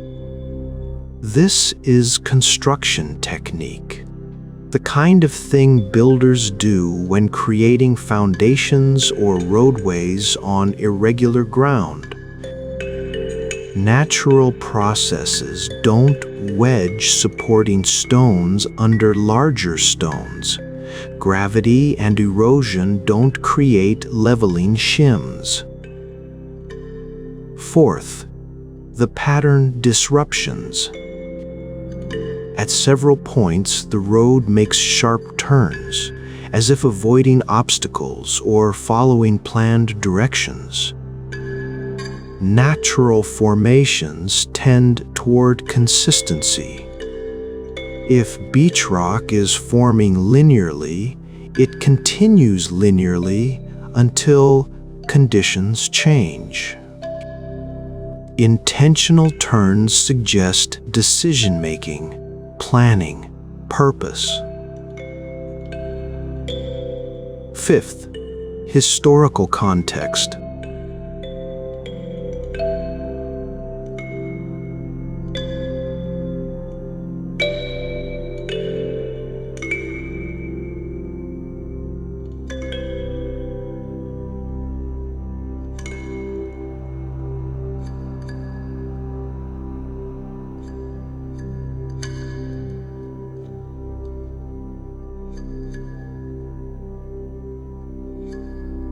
Sea levels were 120 meters lower, 12,000 years ago. The Bimini Road lies at only 5-6 meters depth, which means it would have been dry land as recently as 6,000 to 10,000 years ago. Could humans have built something there when it was land, then abandoned it as seas rose? And sixth,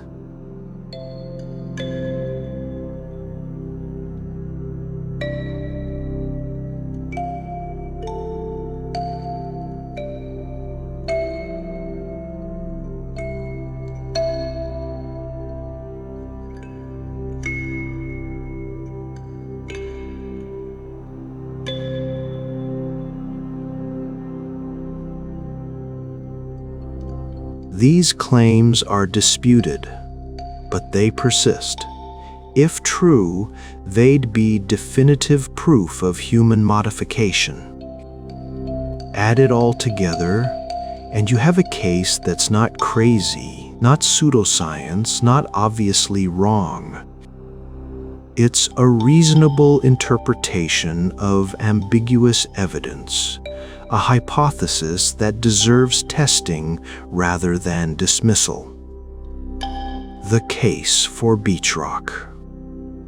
Now let's examine why most geologists, including those who have studied the Bimini stones extensively, believe they're natural. The formation is made of beach rock, a well-understood geological phenomenon where beach sediments cement together underwater through chemical precipitation.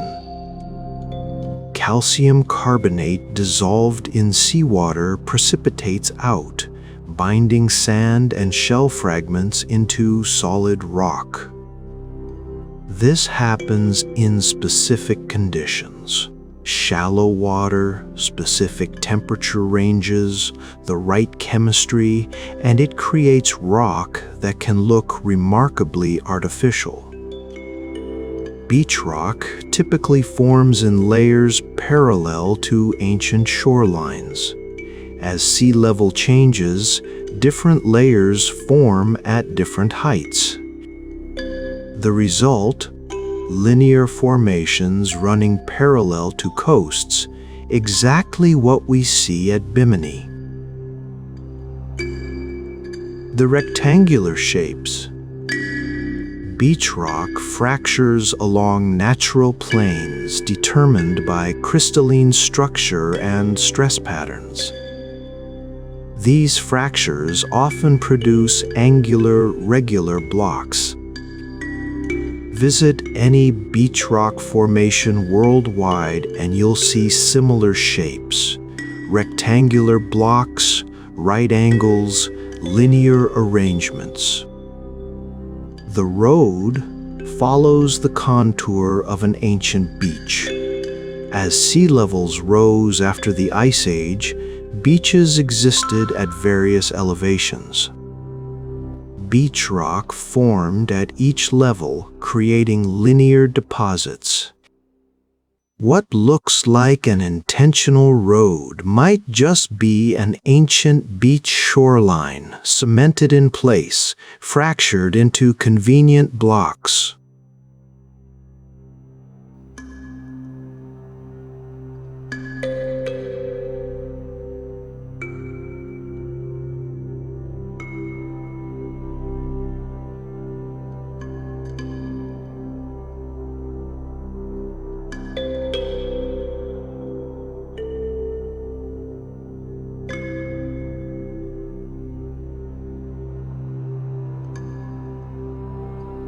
This is the strongest argument.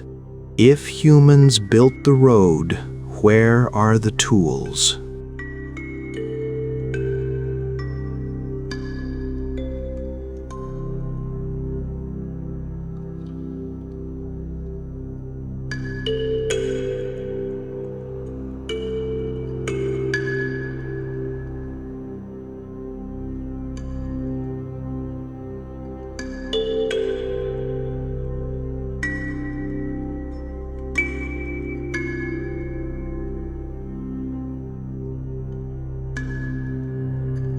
Thousands of years underwater should preserve some evidence.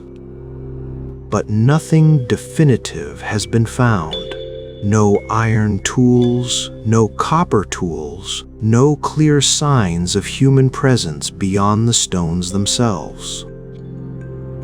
The chemistry is consistent with natural beach rock formation. Cores taken from the stones show layering, mineral composition, and structure typical of chemically precipitated beach rock, not quarried and transported stone. And beach rock formations that look strikingly similar to Bimini exist elsewhere, in Australia, in the Mediterranean, in other Caribbean locations. These are universally acknowledged as natural.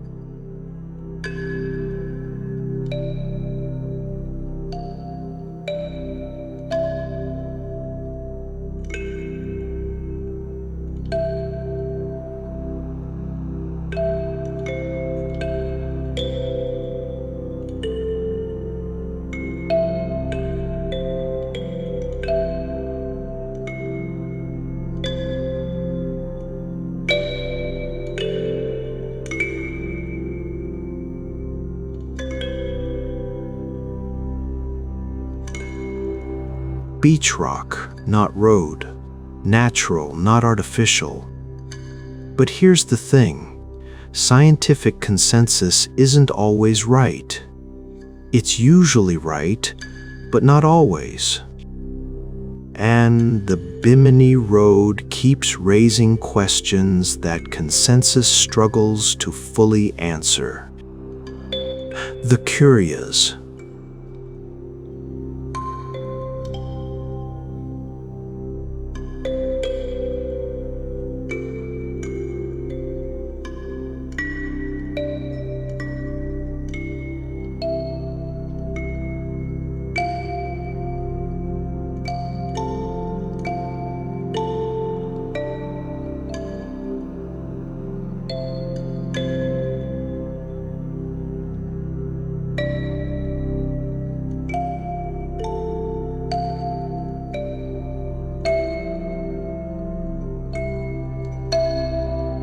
The discovery happened in 1968 within the window he specified.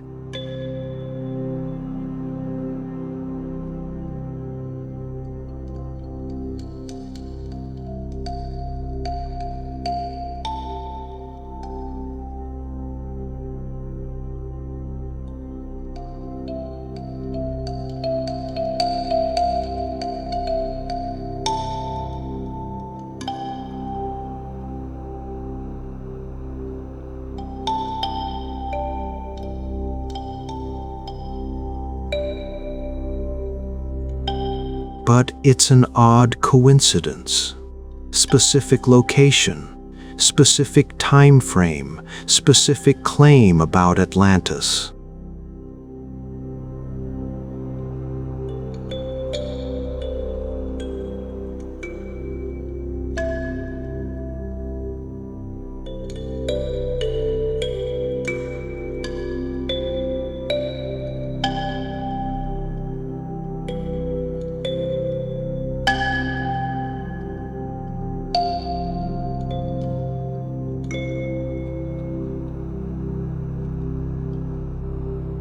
Other linear formations exist in the area.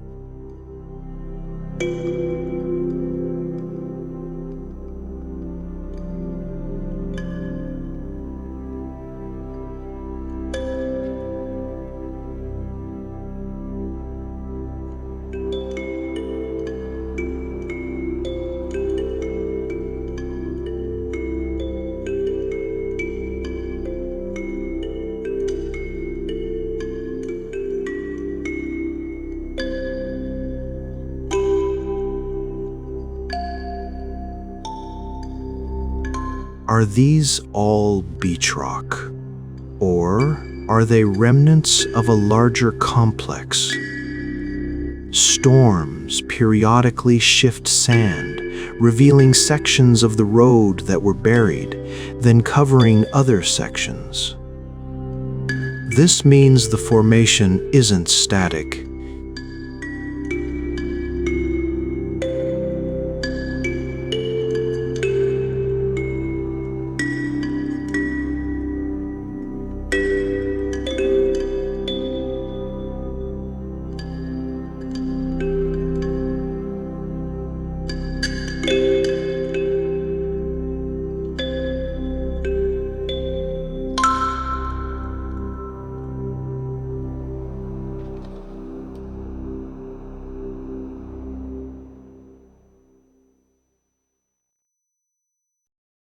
What's visible in one visit might be buried in the next.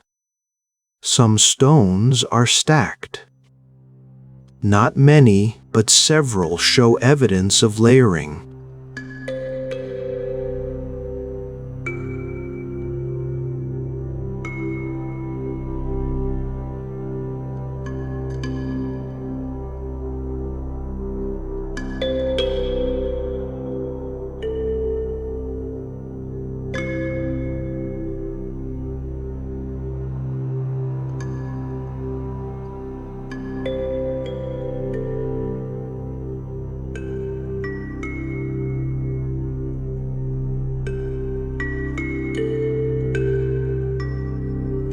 It forms in layers, yes, but doesn't create piled structures.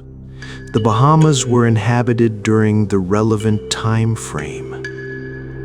Lucayan people lived in the region for thousands of years.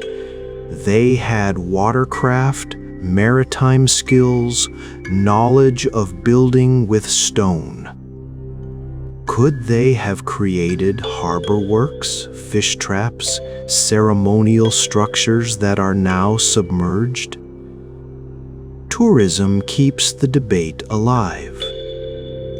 Dive shops offer Bimini road tours, bringing thousands of divers annually to see the stones. This commercial interest means research continues. New photographs emerge. New observations get made. For better or worse, the formation is constantly being examined. Carbon dating has been attempted, but with ambiguous results.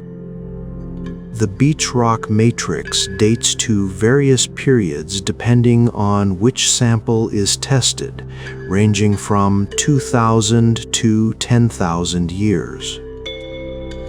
This doesn't definitively prove or disprove artificial construction. It just shows when the beach rock formed, not whether humans modified it afterward. Where you can see it. Today, the Bimini Road is easily accessible to divers, one of the most diver-friendly controversial sites in the world. Bimini Island is about 80 kilometers east of Miami, a short flight or ferry ride. It's a small island, tourist-friendly, known for big game fishing, diving, and beautiful beaches. The atmosphere is Caribbean relaxed, welcoming, not obsessed with the road despite its fame. Multiple dive shops,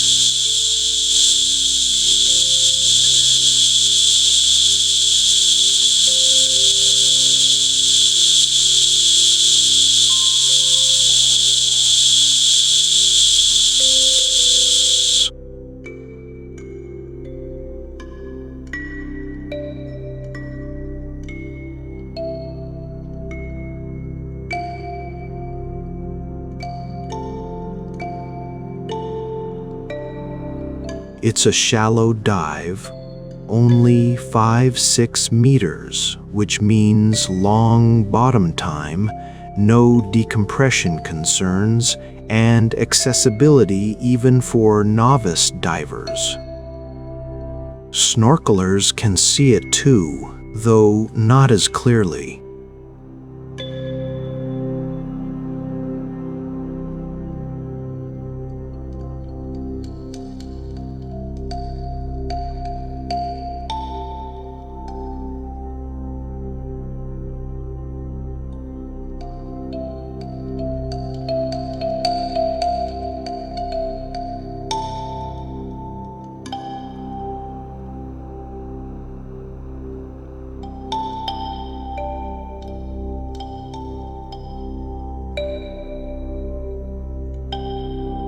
You can see the entire formation spread out beneath you like a map, can swim along its length, can touch the stones, though you shouldn't.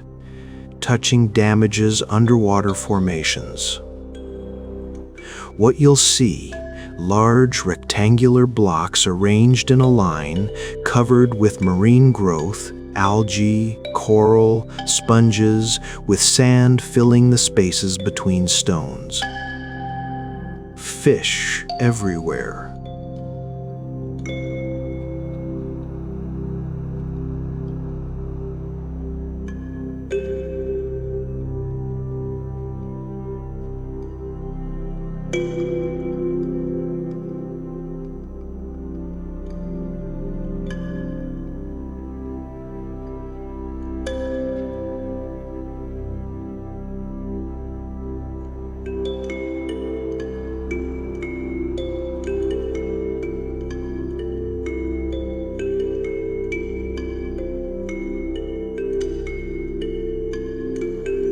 From above water, from photographs, from descriptions, you might think the answer is obvious.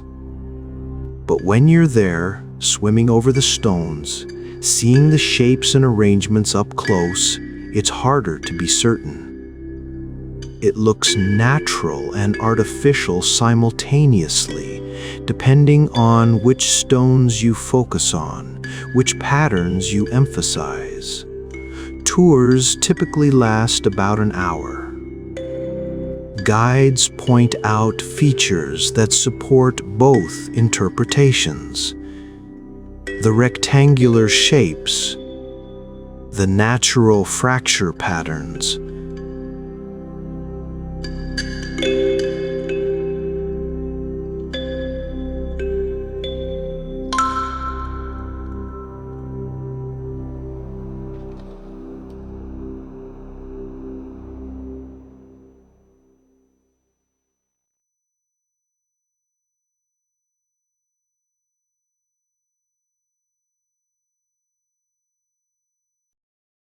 Good guides present both sides. Let you form your own opinion.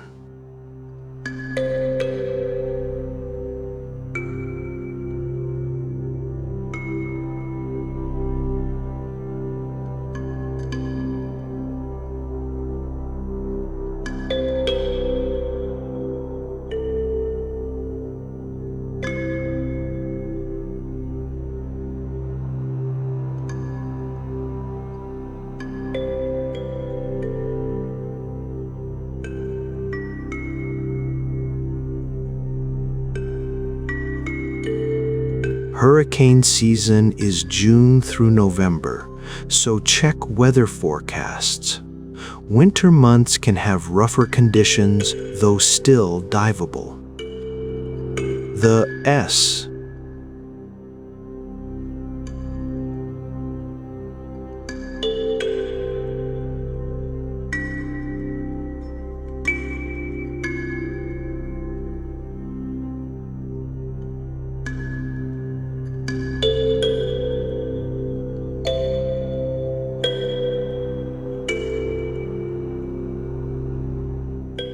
Has exhibits about the road, showing different theories, displaying photographs and videos.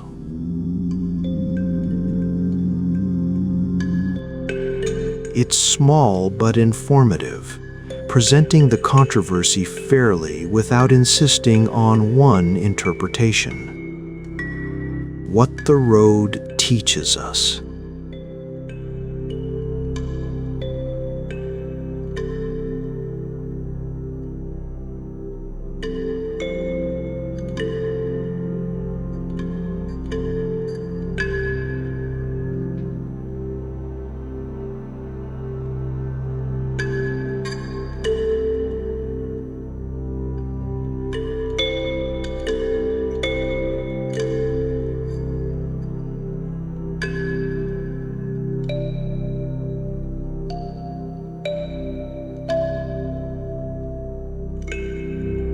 It teaches us about the power of prophecy. Edgar Cayce's prediction, whether lucky guess or genuine precognition, primed people to see significance in what might otherwise have been dismissed as interesting geology. When you're looking for something specific, you're more likely to find it, or more likely to interpret ambiguous findings as confirmation.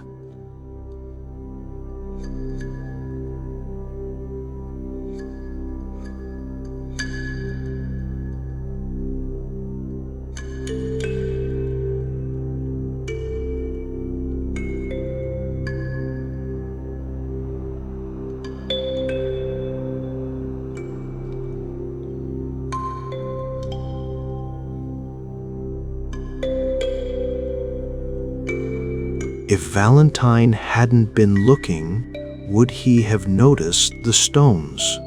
Would anyone have investigated? Sometimes belief motivates discovery, even if the discovery doesn't confirm the belief.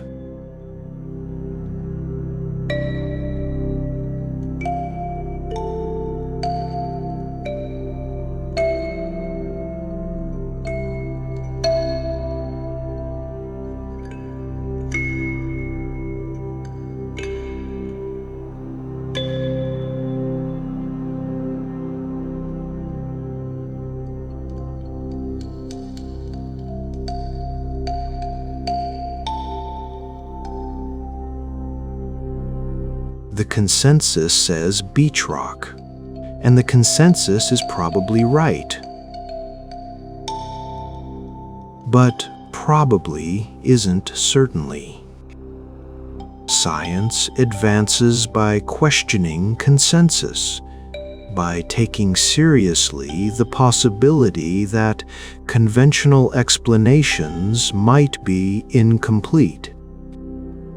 Most challenges to consensus fail.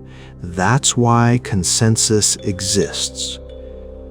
But some succeed, and those successes revolutionize understanding. It teaches us about underwater archeology.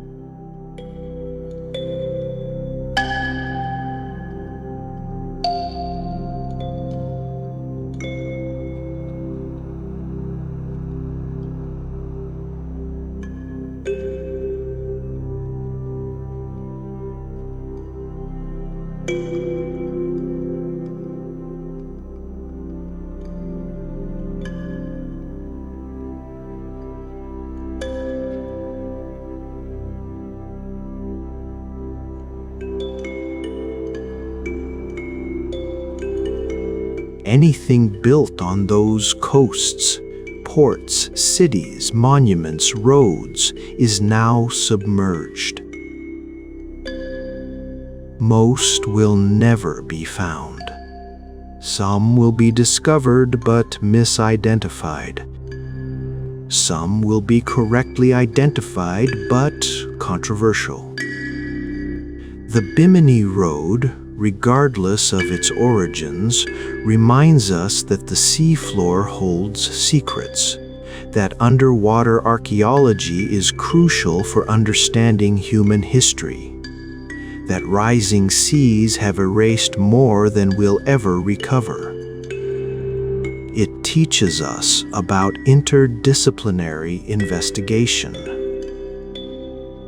Understanding the Bimini Road requires geology, archaeology, chemistry, history, and cultural studies. No single discipline can answer the question definitively.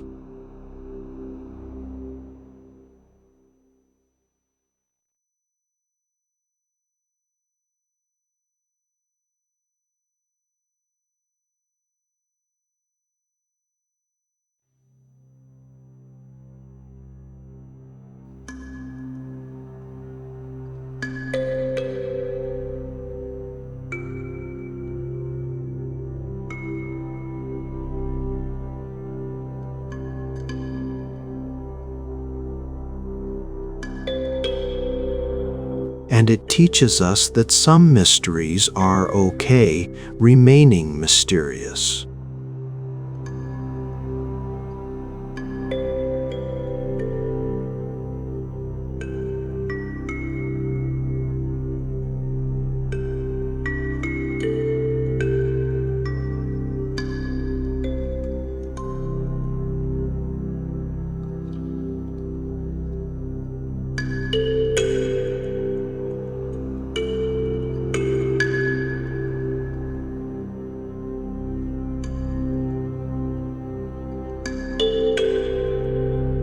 The Bimini Road is beautiful, interesting, thought-provoking. It inspires people to dive, to investigate, to think about ancient history and human capability.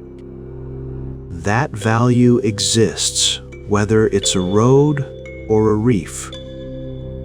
The road that might be float above the Bimini Road in crystal water so clear you feel suspended in air rather than liquid.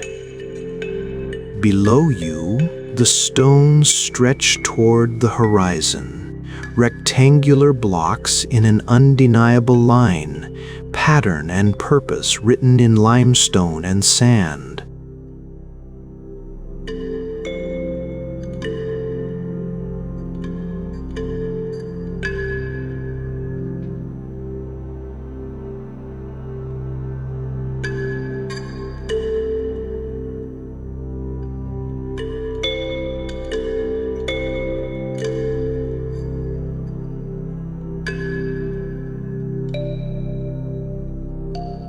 Beach rock formation explains most features, accounts for the linear arrangement, matches what geology predicts.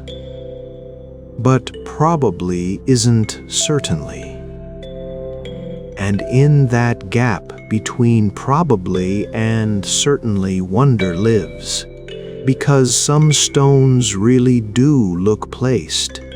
Some arrangements really do suggest leveling. Some patterns really do seem too convenient to be accident. And the historical context. Humans in the area, sea level changes, the possibility of lost coastal structures makes artificial origin at least plausible. You swim along the formation, running your hand above the stones, not touching, never touching, preservation matters. You see corners, right angles, blocks that fit together. You see fracture patterns, natural layering, chemical precipitation. You see both explanations simultaneously. Understanding how people can examine the same evidence and reach opposite conclusions.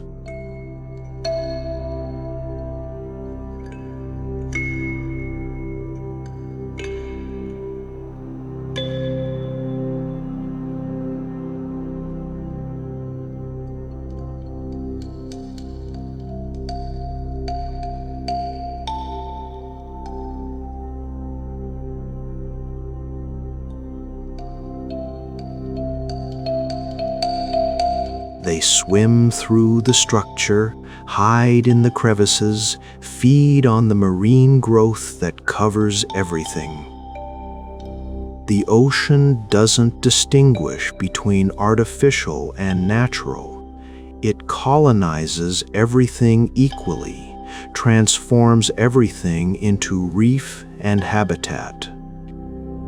Maybe that's the lesson. That after enough time, the distinction between built and formed becomes meaningless. If these stones are a road, the ocean has reclaimed them, turned them into reef.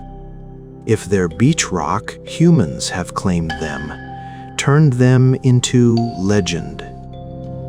Either way, they exist, solid, real, mysterious.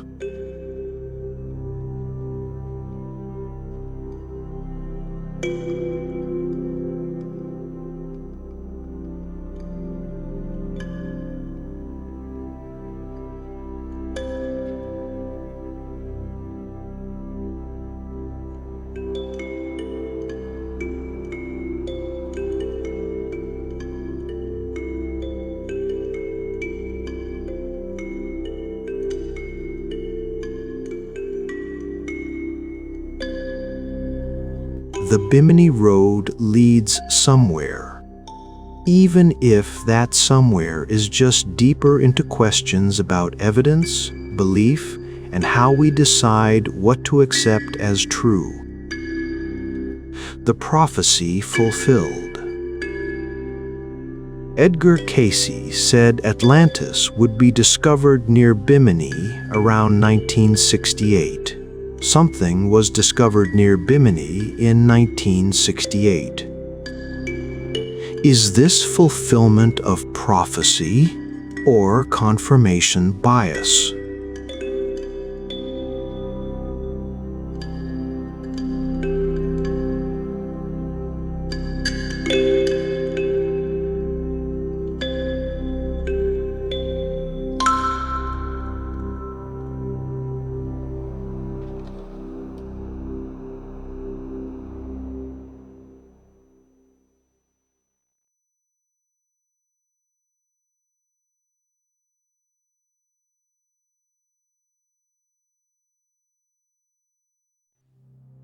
That's not vague prophecy. That's specific prediction that came true.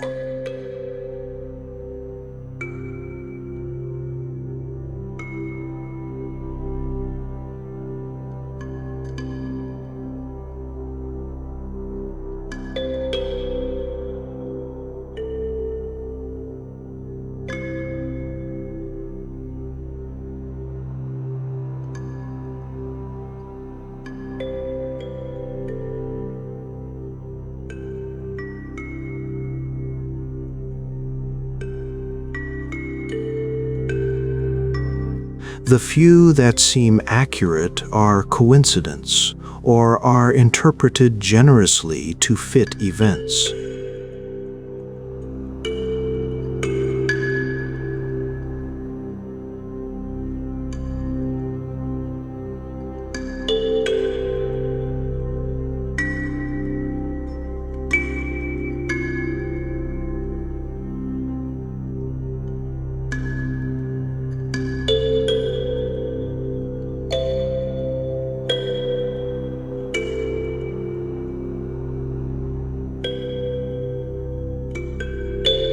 Finding beach rock near Bimini isn't finding Atlantis. Both groups examine the same facts and reach different conclusions because they start with different assumptions about what's possible, what's plausible, what requires more evidence versus what can be accepted on less. This is fundamentally how humans work. We don't perceive objective reality directly. We interpret sensory data through filters of belief, experience, expectation. Two people looking at the same stones can honestly disagree about what they're seeing. This doesn't mean all interpretations are equally valid. Evidence matters. Scientific method matters. Consensus based on careful investigation matters. The beach rock explanation has more evidence supporting it, requires fewer assumptions, fits better with established geology. But minority positions aren't always wrong. Sometimes the consensus is incomplete, missing something that seems obvious in retrospect once new evidence emerges or new methods become available.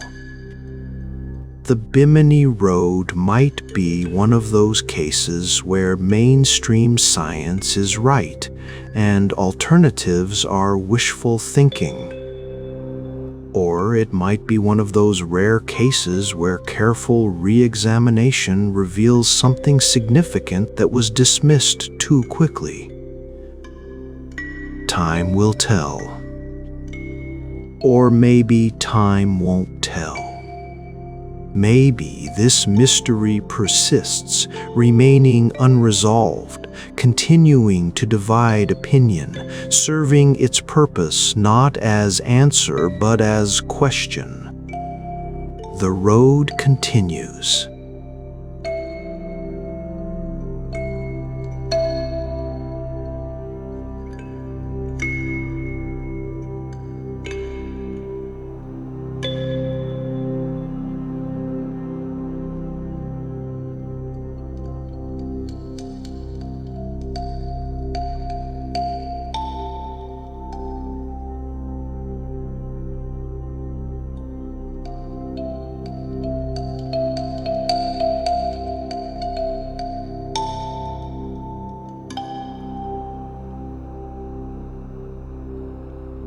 sand covers and reveals them.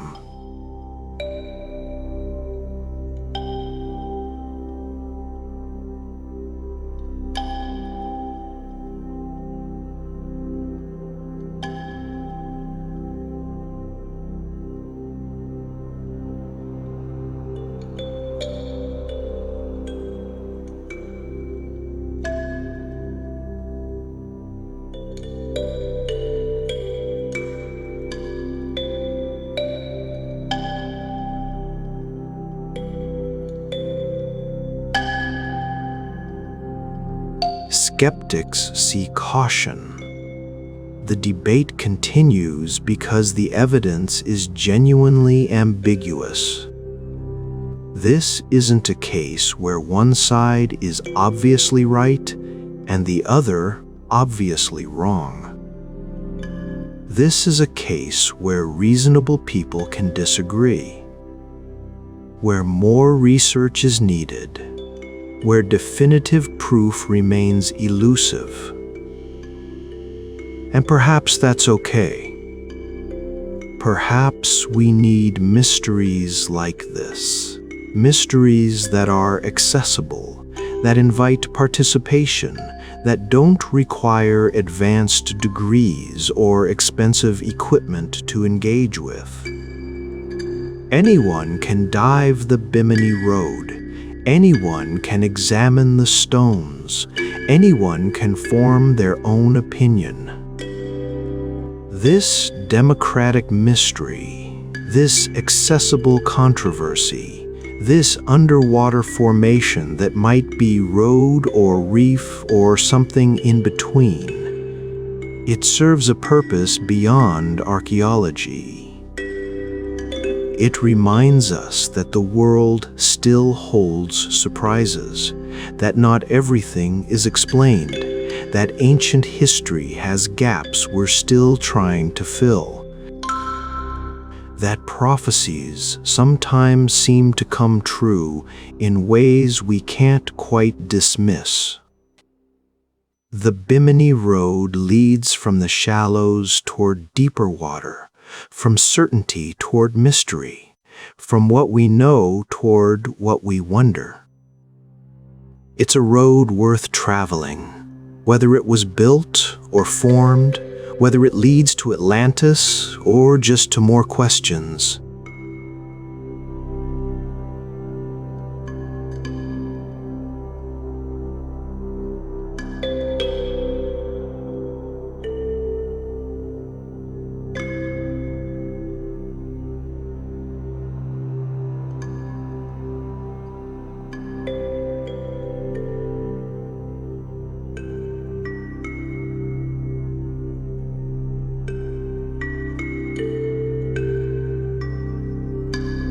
The road continues. Always beneath the waves, always dividing opinion, always inviting investigation. A line of limestone blocks in crystal water, mysterious and beautiful, controversial and fascinating. The road that might be, or might not be, or might be something we don't yet have the knowledge or perspective to properly understand. The water is clear. The stones are real. The truth is somewhere beneath the surface. Dive deep. Look carefully. Decide for yourself.